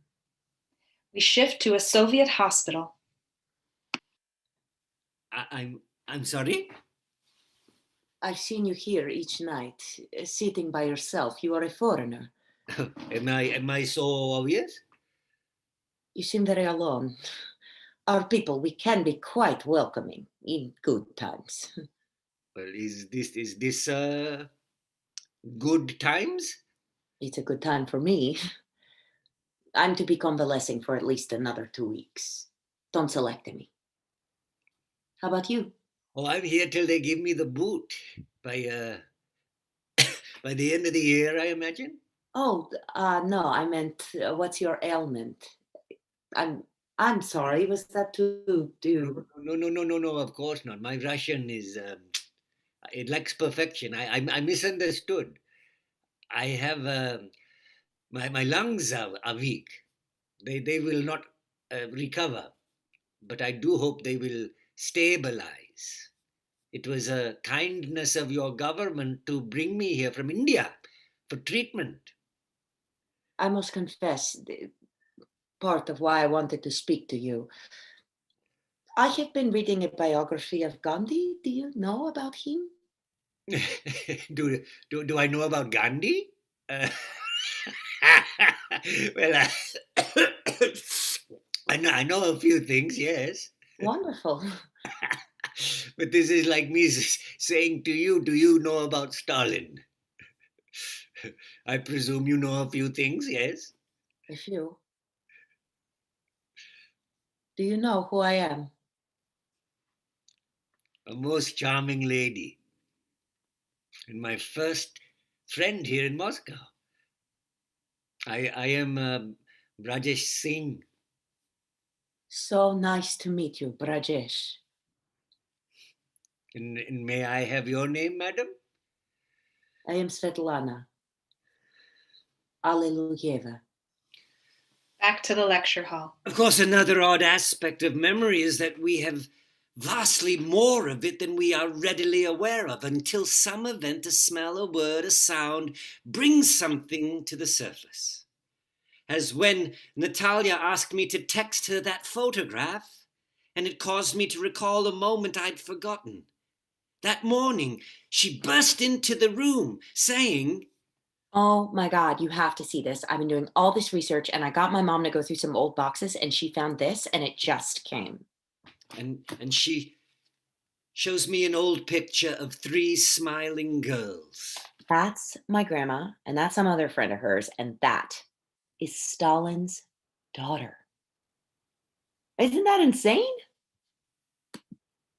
So this morning I Googled this woman from the photograph, this Svetlana, and found on the internet a YouTube video of a press conference she gave just after defecting from the Soviet Union.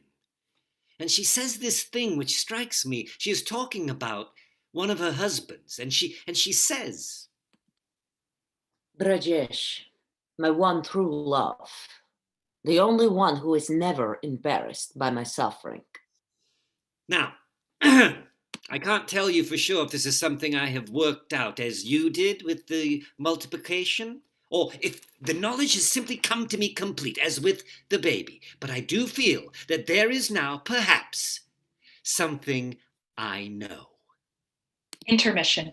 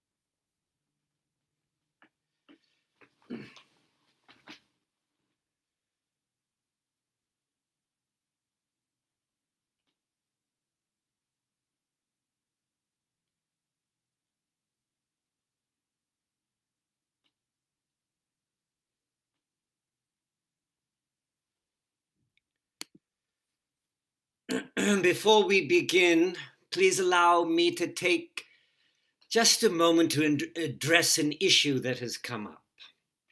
It has been brought to my attention that some students have been made uncomfortable by the somewhat personal nature of my lectures. And if that's the case, I do sincerely apologize.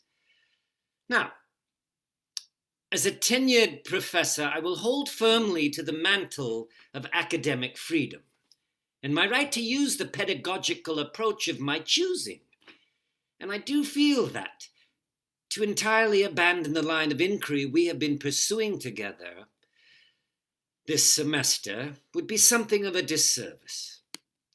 So just as a ground rule going forward, if at any point our discussion becomes uncomfortable for anyone, you are welcome to excuse yourself, and you will in no way be penalized for your absence. All that being said, I do think perhaps it is worth considering from an analytical perspective how it was I allowed the discussion to veer into such sensitive territory without my being aware that some people may find it inappropriate. By way of explanation, if not excuse, my wife's disappearance, or rather her disappearance from my life, is taking an increasingly large amount of my active attention. And this has caused me to perhaps have little attentive space remaining by which to consider other factors, or to put it another way. Let me show you this coin. A silver dollar. The silver dollar had a brief resurgence some years ago, but you don't see much of them these days, which to my mind is a pity, as I consider them the most aesthetically pleasing of all American coinage. Now, keep your eye as I move the coin from hand to hand. As you see, I have passed it from this hand to this hand. But no, wait, it's not in this hand either. What has become of the coin? Poof, it's gone. Now, as an adolescent, I had some issues with social anxiety.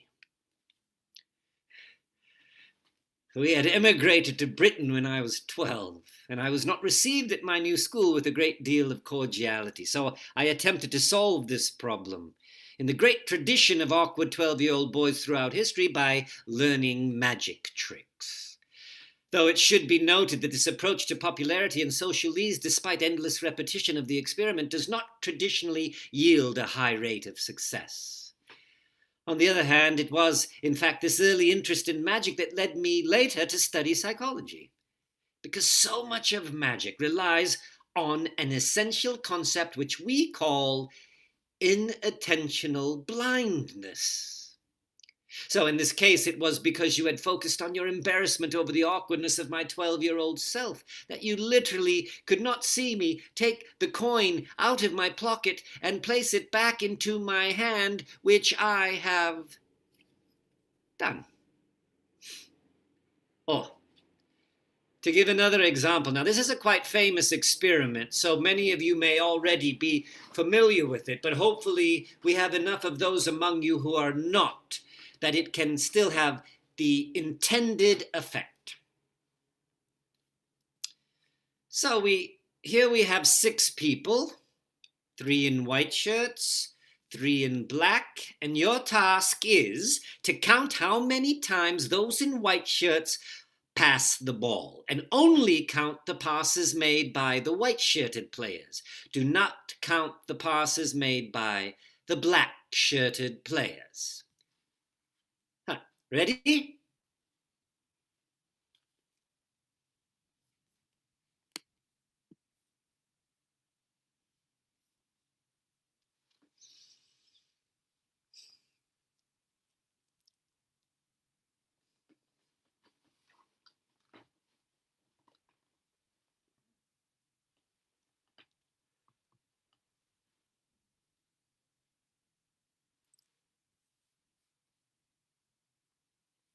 Okay.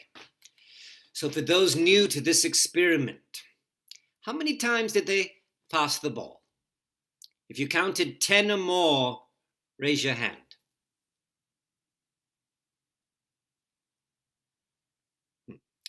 Right, 12? 14? 16? Well done, you. The correct answer was, in fact, 16. Now let me ask you, did anybody notice anything else unusual? You can raise your hand if you did. For the rest, let me play it for you again.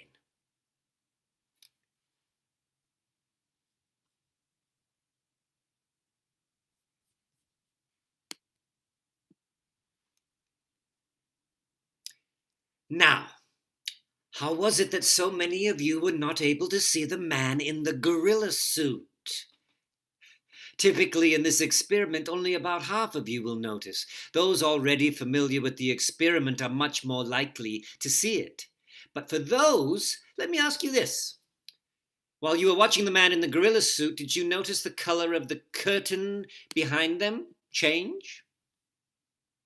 This, my friends, is inattentional blindness. And it was the very phenomena that caused me not to see. That while it appeared to me that Natalia had made some kind of peace with what had happened, invisible to me, she was still suffering, still desperately searching for answers. Shift. We are back in the cramped Russian apartment. Well, at that time, everyone felt their days were numbered. A person could be here one moment and then poof. Here, come look at this picture. You see this? This is your great-grandmother. Really? Great-grandfather, my mother, my father, and other people you don't know. Now, Vladimir Nikya, he's arrested in 36. Maria, his wife, the next month. Andrei and Polina, they were executed, I think, maybe 2 months later. Yuri and Blanca, they were sent to work camps in Siberia in 37, maybe? I don't know what happened to them. And your great-grandmother and great-grandfather, they died later that year. More vodka? I think I've had enough. I'm sorry. Oh, no need to apologize. It's more for me. So you see, what's happening to everyone. And your parents were arrested too? Yes, they arrested in 37. But my mother, she go and beg Svetlana. And so Svetlana, she write letter to father. They release. And I think same thing your family. Story I hear is your grandmother, she go to Svetlana, she say, Please, Svetlana, you have to help him. They did nothing. They did nothing. I'm sorry, Natalia, but I know nothing of politics. My father, his heart is so weak. He will not live in prison. If I could do something, I would, but I cannot. I have no power. Just tell your father. No one can tell my father what to do. You can. You can give him an order. You can command him. He'll do it. He'll do it for you. It was just a game. You helped Anna's parents. You wrote a letter to your father. It saved them. They had been taken by mistake. So it's mine. Okay, Natalia, I will ask. I will try. Thank you. Thank you. Thank you. I told everyone. I said, what they say about you isn't true. Shift. The gossips in the hospital who saw us together like to say I love Rajesh only because he knew me first for me and not for my father. And perhaps it's true. For the first time, I could write the story of my life. He called me,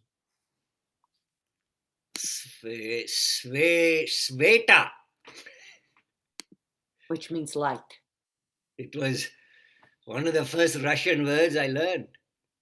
It brightened my heart every time he said it. He was the kindest, gentlest man I had ever met. My Sveta. How lucky I am to have such warm light as I near the end of my journey. And he never once asked me about my father. Unlike the other patients, they would come up to me and whisper.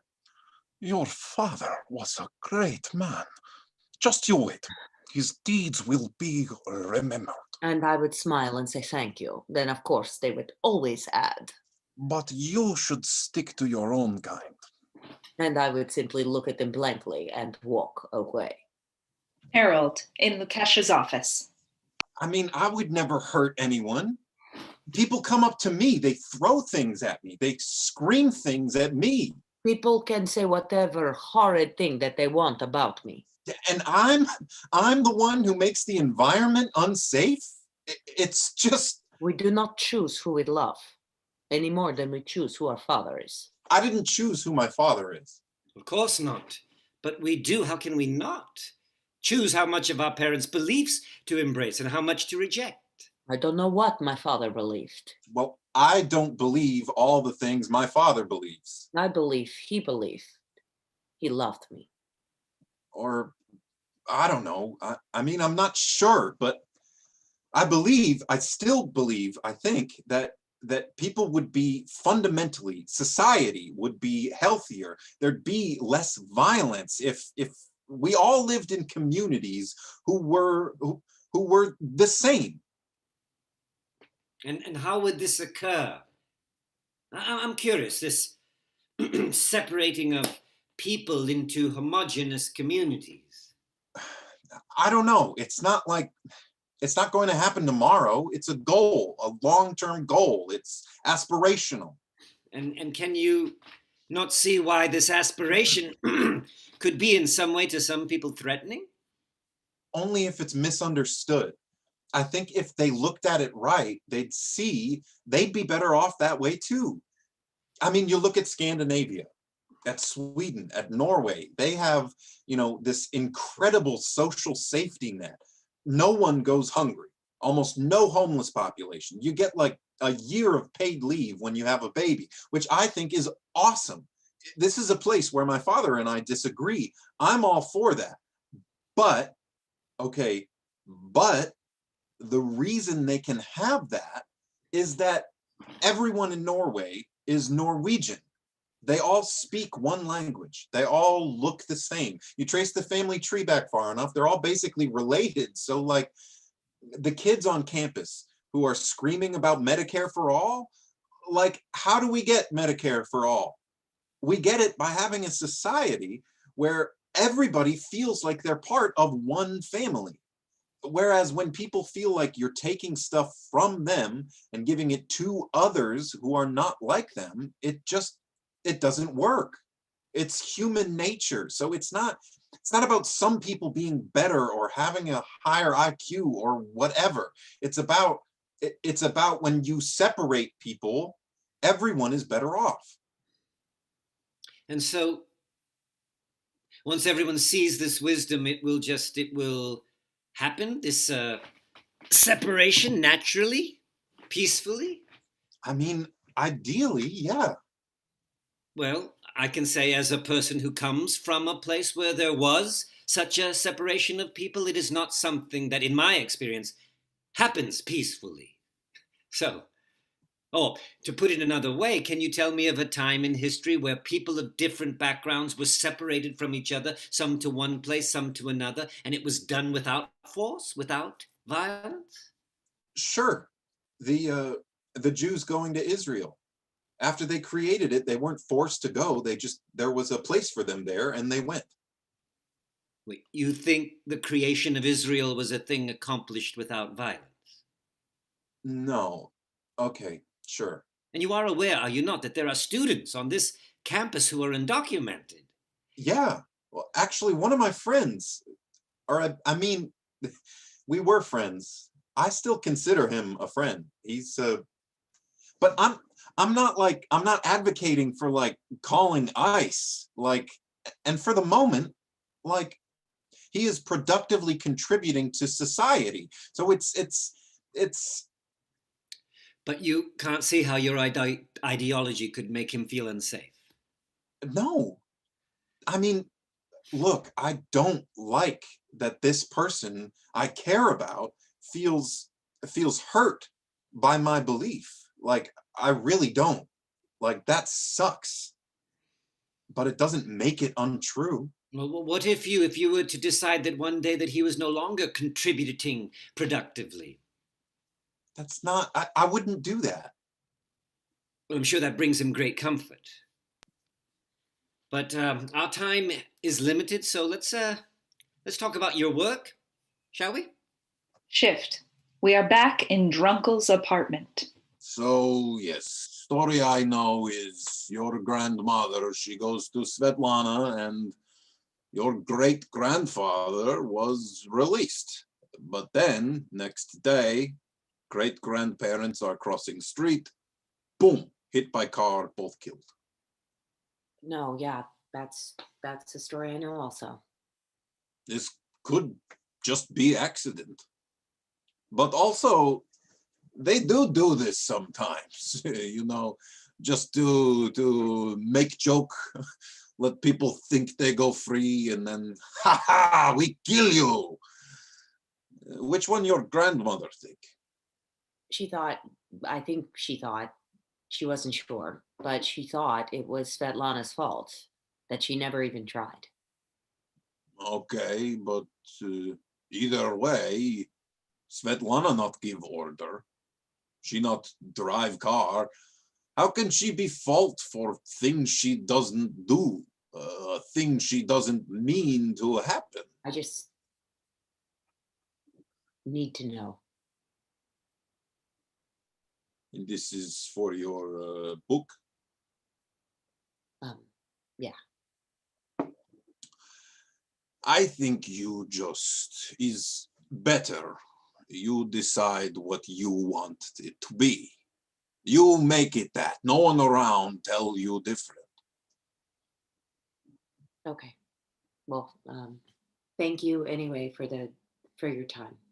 Oh, and you know, could be. You could find out the Soviets, they kept everything. Supposed to be is all secret, lock up, but these days people not pay so much attention to ancient history record. I have friend. He works in special archives in south of country. He tells me once he see letter of my family, so could be he see yours also. I give you his number. He likes very much American dollars. Good chance he will help. Wow, that'd be. You go train station. Take maybe 2-3 days if weather is gentle. Thank you so much. But also, I think is good. You just go make whatever story of their life you like. Lukesh, back in the lecture hall. And of course, this phenomenon of inattentional blindness is also something of an evolutionary advantage. Since we are constantly moving back and forth through time, we need to be able to construct a coherent story of our lives. And we do this by giving our attention to some things that we have done and not seeing others. Though, of course, the more coherent a narrative we are able to construct, the more we should be suspicious of it. Just think of the whole genre of biographical films of historical figures. They take a few arbitrary events and then simply rely on our mind to create a causal relationship. So, this girl was abandoned by her parents at a young age and later free climbs Mount Everest. We say it's because she had learned to rely on herself. On the other hand, if we see that as a child, that she had a loving mother who always believed in her, we think, oh, that's why she had the confidence to scale the mountain. It is no different than when with the tater tot and our poor hungry cowboy. And the times in our life when we experience the most distress are when we feel the story of our lives becoming incoherent, when we are unable to tell our own story. His phone rings. Oh, I'm sorry. You'll have to excuse me. I must take this. It's a personal matter. Hello? It's me. I know. How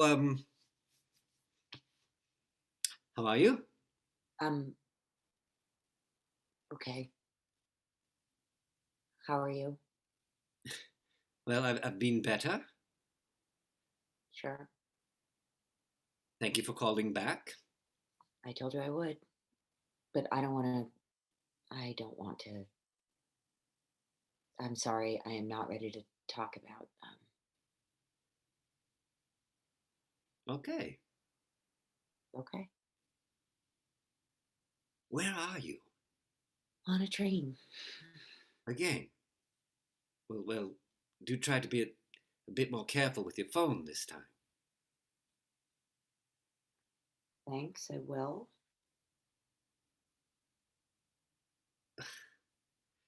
So what shall we talk about then? How's your book coming along? Good. I think. You know, I've been reading about your Svetlana, Have you? and I've been thinking particularly about this one thing she said. I don't know if you have come across it. It's when she's talking about one of her husbands, the one she loved the best, and she says he was the only one who wasn't embarrassed by her suffering. I have, yeah, come across that. Ah, well, it had me thinking of, I don't know if you remember that memorial service at the college? Of course, I remember. Yes, no, but I mean, my narrative of what happened was that you discovered something that day, that something that allowed you to move forward. Maybe I did. Okay, but now I am terrified that I was only seeing what I wanted to see, and that you thought that you would think that your suffering embarrassed me. Didn't it? No, I wasn't ever embarrassed. I was protecting you. That's all I've ever done. The only thing you could ever say to me was, it's not your fault. Well, but that's just true. You were protecting yourself, and that's okay. You didn't want to see it, and so I stopped showing it to you. No, look, if I had known... Like the fact that you could say to me, to my face, oh, well, you just get over it. What? When did I ever say that? You said that happiness is like trying to submerge something that floats, that it's just going to pop right back up. Well, statistically, that's true, but I wasn't thinking of you. I know.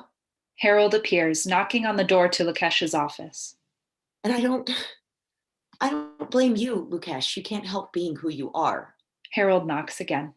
Shit, I've got a student. I'm so sorry. Let me just tell him I need to reschedule. No, it's fine. I should go. Well, can I call you back? I don't know. I think.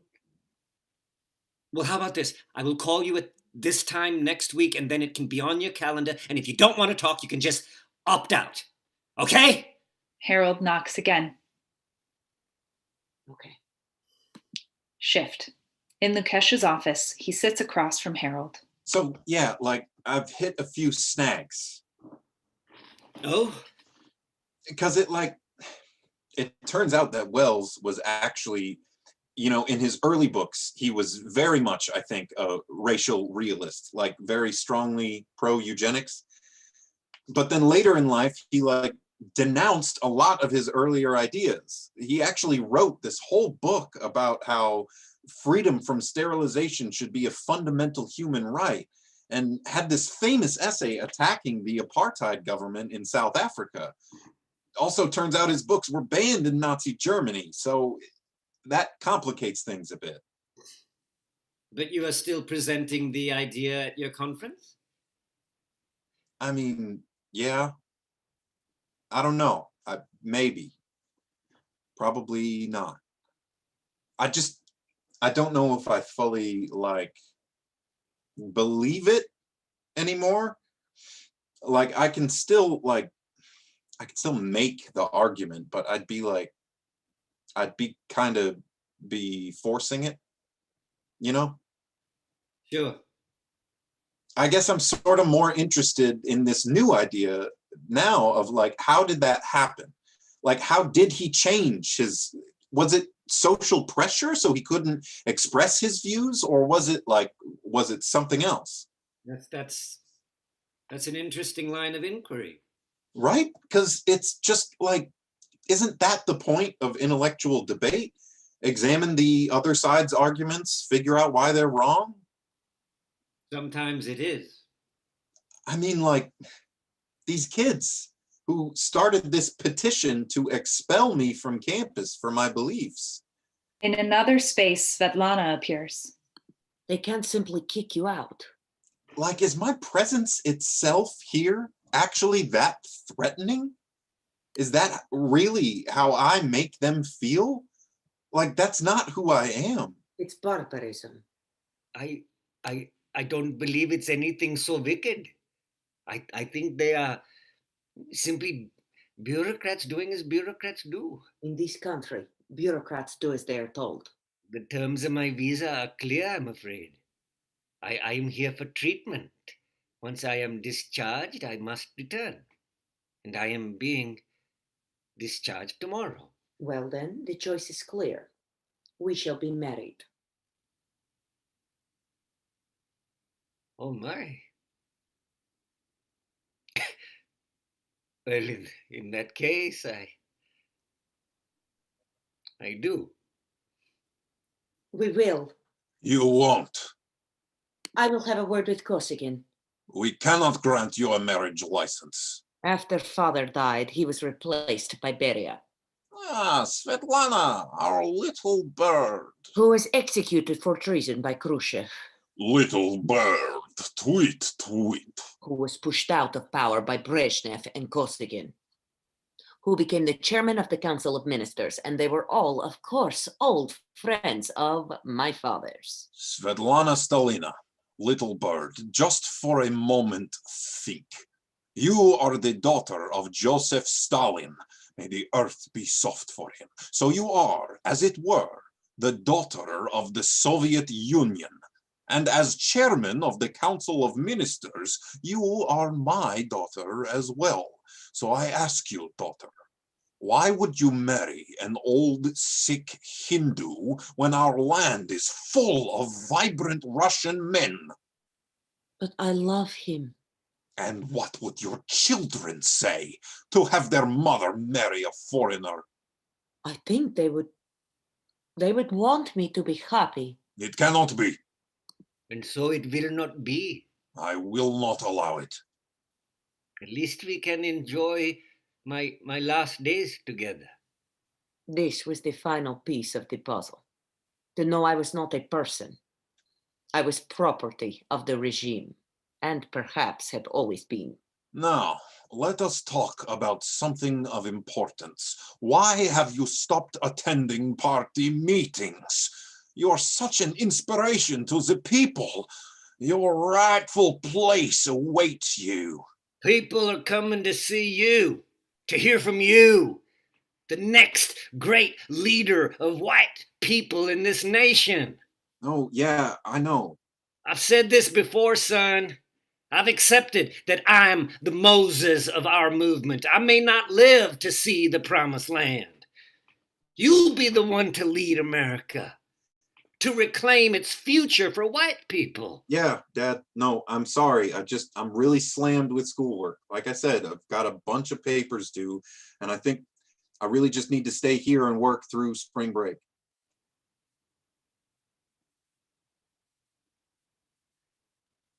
I won't say I'm not disappointed in you, son. Shit, we planned this whole thing around your schedule. People are going to be talking about this weekend for years. They'll point to it and say, this was the start of something. And it wouldn't be happening without you. Yeah, I wish I could. Well, that doesn't sound like the Herald. I know. What's going on? You can always talk to me. Okay, I don't know if I think maybe, I don't know. I think it's possible maybe we have some things wrong. Oh, do we? Uh, What kind of things, boy? I'm sorry. Listen, I've really gotta get going and Who did this to you? sorry. You hanging up on me? You do not hang up on your Harold! Harold. We hear a number being dialed. Hello? Me again. I left you 2 messages, so this would be the 3rd. I'll be available for another hour, so if you want to call back or... Oh, maybe that's you.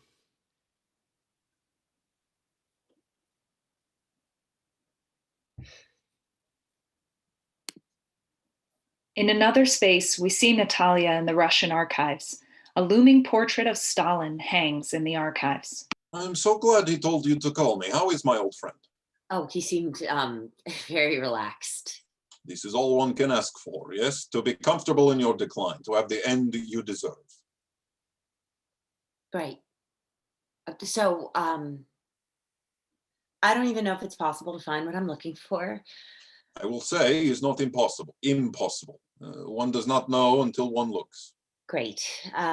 So I was only able to get out $400 in cash. That's all it would let me take out. I think that I can get out more tomorrow if...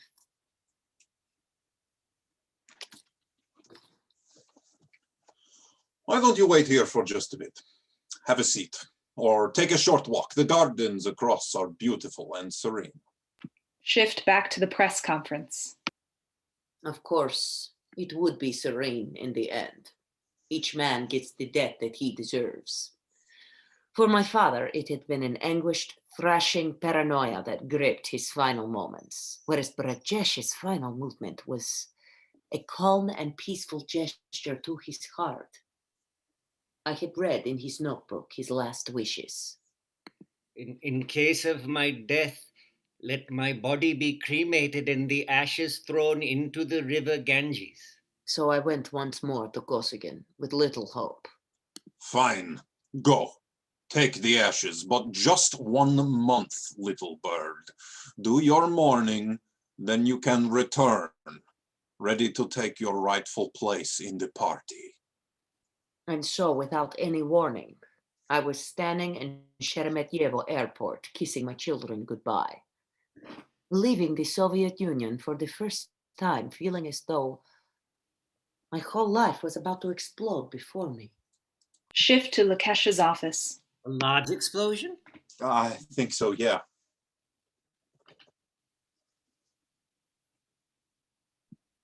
And as we rose in the air, the lights of Moscow dimmed. Were many injured? They don't know how many. And then, quite suddenly, I was gone. No one's died yet. A few, I think, are in the hospital. And this person, this bomber, the terrorist, he was your friend? No, I mean, yes, he was like a sidekick, I guess. Like, he had found this, as a kid, I had built this children's page on my dad's website. For Nazi children? white nationalists. Yeah, but it wasn't all political. It was games and message boards talking about Lord of the Rings, and we became really close. Whatever. So that conference I was supposed to go Your to, father's conference. I didn't. Well, that must have been a difficult decision. Maybe, I don't know, but apparently there were rumors about me that I'd been corrupted, and so this kid, my friend, he wanted to take the mantle. I think that's what he was doing. He was trying to prove to prove. And you are wondering if you are responsible for his actions. I mean, I never advocated violence. Even when I fully, it's hard for me to know exactly what I used to believe, to really be inside it. But I think, I mean, okay, maybe I thought a certain amount of violence was inevitable, but even then I would never have encouraged anyone to go out but also, if I hadn't built that web page, maybe he would have just gotten really into D&D or something instead. So yeah, this is on me. Because you led him to these beliefs. No. I mean, yeah. But those are beliefs you inherited, not ones you chose. Okay, but who cares if I can justify that intellectually? It's still a part of me. It's what I did. I mean, you can go online, you can read what I've written. Natalia appears in the archives. There is just so much material. The record keeping was meticulous, not Nazi level meticulous, of course. It was more an indulgence of Stalin. He liked to read the transcripts of people's forced confessions, people who were going to be executed one way or the other. But he liked the idea of there being an official record to justify his acts. A bureaucrat to the end. So if there is a letter, it will be there. There should be, yes. All right, your ancestors' file is here. Let's have a look. And how is your Russian? It's been better. No problem. I will translate. Ah, yes. This is what you seek. Lukash appears on the phone. It's me. Don't know if you're still listening to these, but just calling to say I don't know. I don't know what I'm calling to say. I've had a really, really upsetting conversation with a student, and he's a good, but it would be nice to have somebody to talk to at the end of the day, and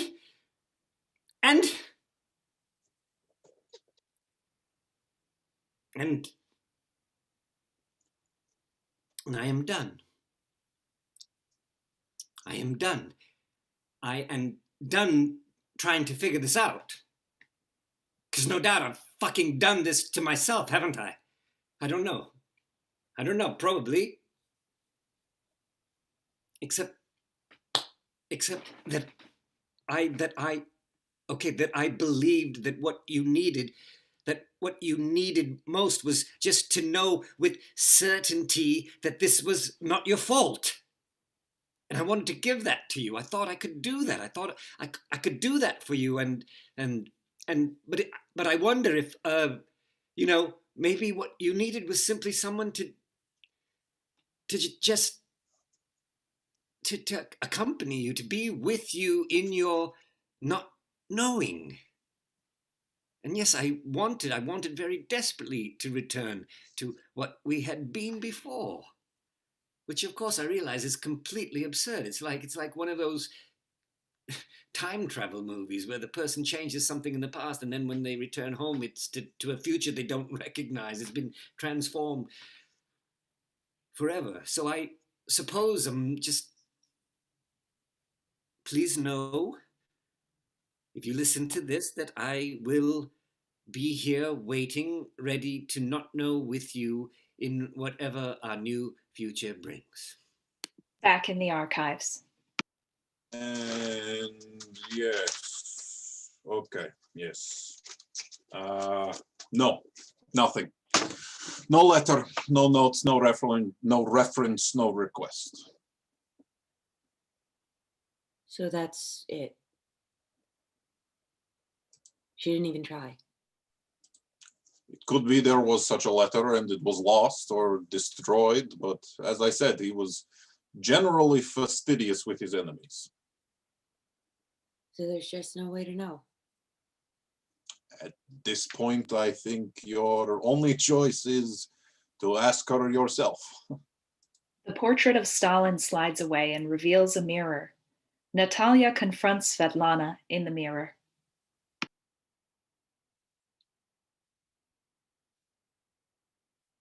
I did once bring my father a letter. This is documented. The father of a school friend was arrested and asked me to bring a letter to Papa. I gave it to him at dinner. He was surrounded by people. They all knew the man and discussed the case. And then a miracle occurred. He was set free. But later, Never do this to me again. he scolded me. Do you understand? Yes, Papa.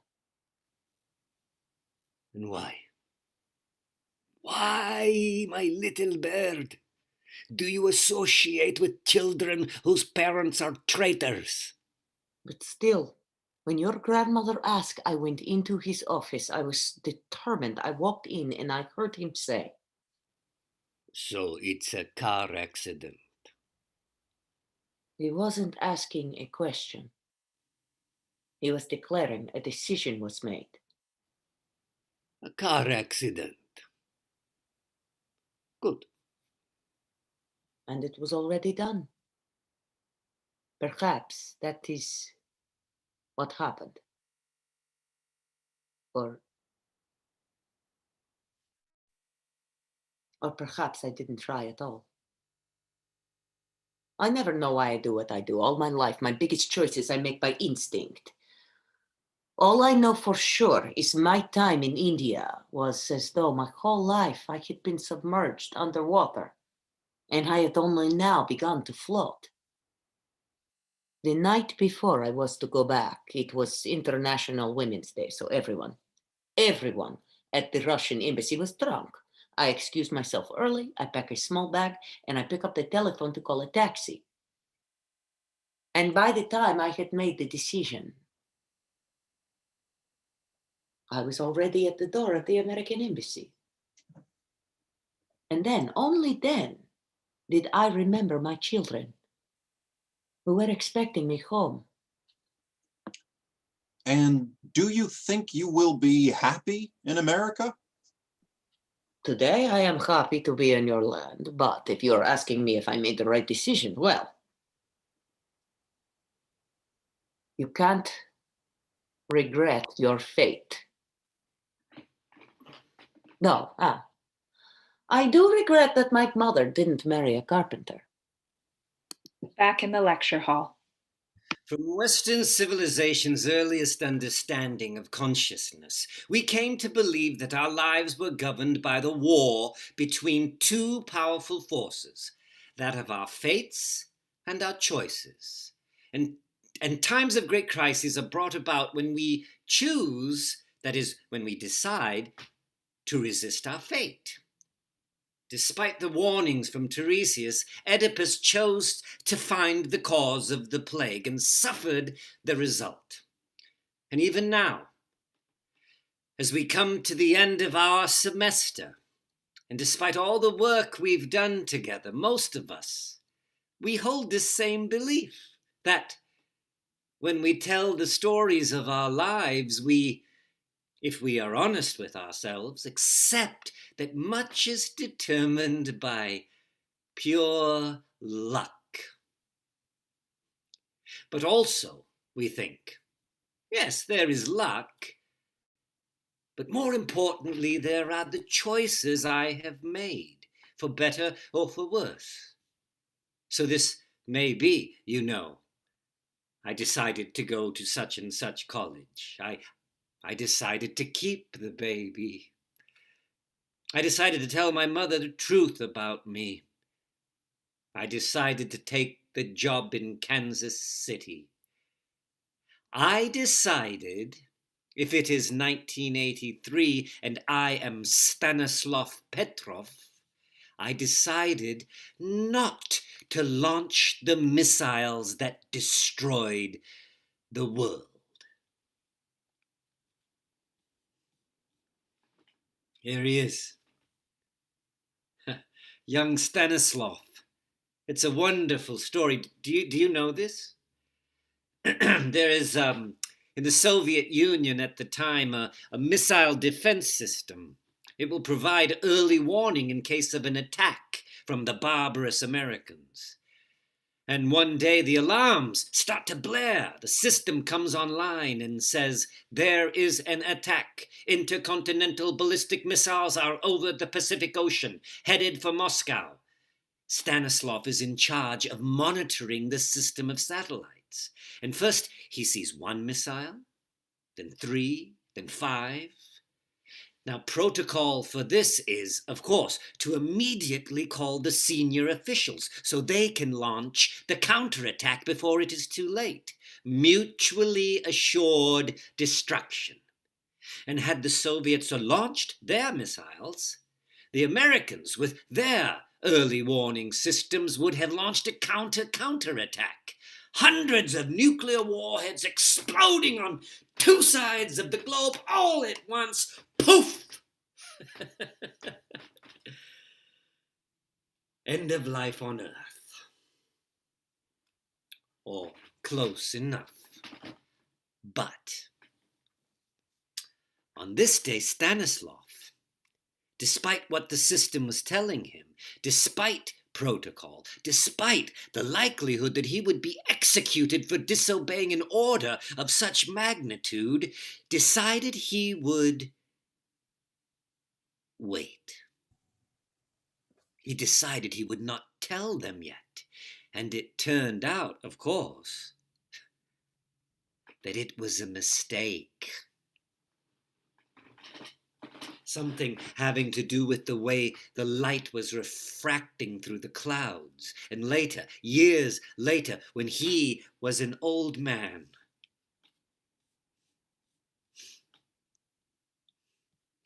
he was asked why he delayed. And he said, I had a funny feeling in my gut. So this decision he made, what is, I would argue, the most significant decision any single person has made in the history of the world. I mean, really, he makes the other choice, that's it. And it was just a feeling in my gut. So, this wasn't something he reasoned his way through, thinking hard.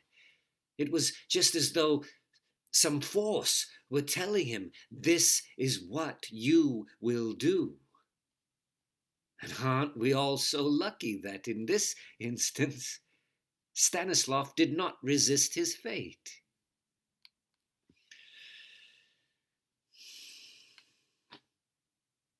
The end of the story is my favorite because the Soviets, they didn't know what to do with poor Stanislav. On the one hand, they can't reward him and encourage the idea that it is ever acceptable to disobey military protocol. On the other, he did prevent the end of all life on Earth, so punishing him seems a bit unjust. Ultimately, they decided the best course of action was simply to do nothing, pretend it never happened. Good night, Stan. Sweet dreams. We'll see you in the morning. Because really, what else is there to say? As a young man, when I first heard this story, I thought, my God, what a hero. And later, as I learned more fully how our minds work, I came to see that it's not really something he deserves credit for.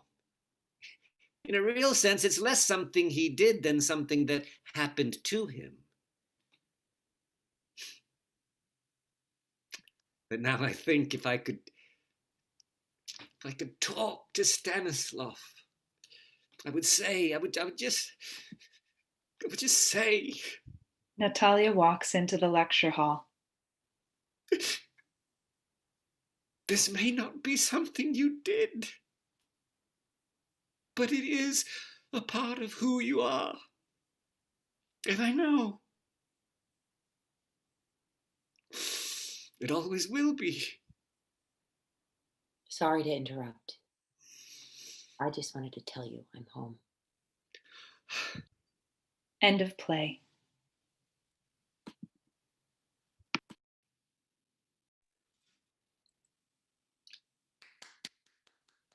Thank you. What incredible, incredible performance. Actors, I would love you to come on the screen, and if you can, just to say hello. And it was so transformative. I read the script and just the way that you interpreted it with the brilliance of Margot, the director. I don't know if Margot's around and wants to say hi. Just thank you. Just incredible, incredible work. Thank you so much. I'm Haley Finn. I'm the Associate Artistic Director here.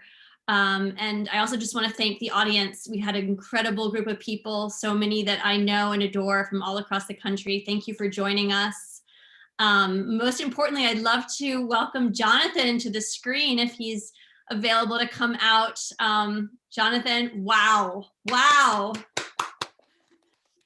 Thank you so much. I just adore this play, and the work that you all did as a team over the past couple of weeks has just been extraordinary. So thank you so much. Is there anything that you would want to say or share with us after having seen the play? Oh, and Sarah, thanks for coming. I don't know if Reed's here too, but if he is, please come on. No, I mean, it's been such an amazing week, and I feel so lucky to have gotten to work with this incredible team. And it's so, it's so strange. It's so strange, like having collaborated with all these people who I've never been in a room with. But I feel like we've gotten to do so much great work together, and I just feel so appreciative. So thank you for making that happen. Well, thank you for being a core writer at the Playwright Center and for developing your work with us. And I'm excited to have you come back, hopefully in person, to the Playwright Center and for the next project. And I hope that we get to all work together again as well. Just thank you, Bernie, Calvin, Amelia, Reed, Sarah, Margot, just a wonderful, wonderful team. Ben and Caitlin, who've also been working with us behind the scenes. So thank you so much, everyone. I hope you have a wonderful night and enjoy the evening. Bye.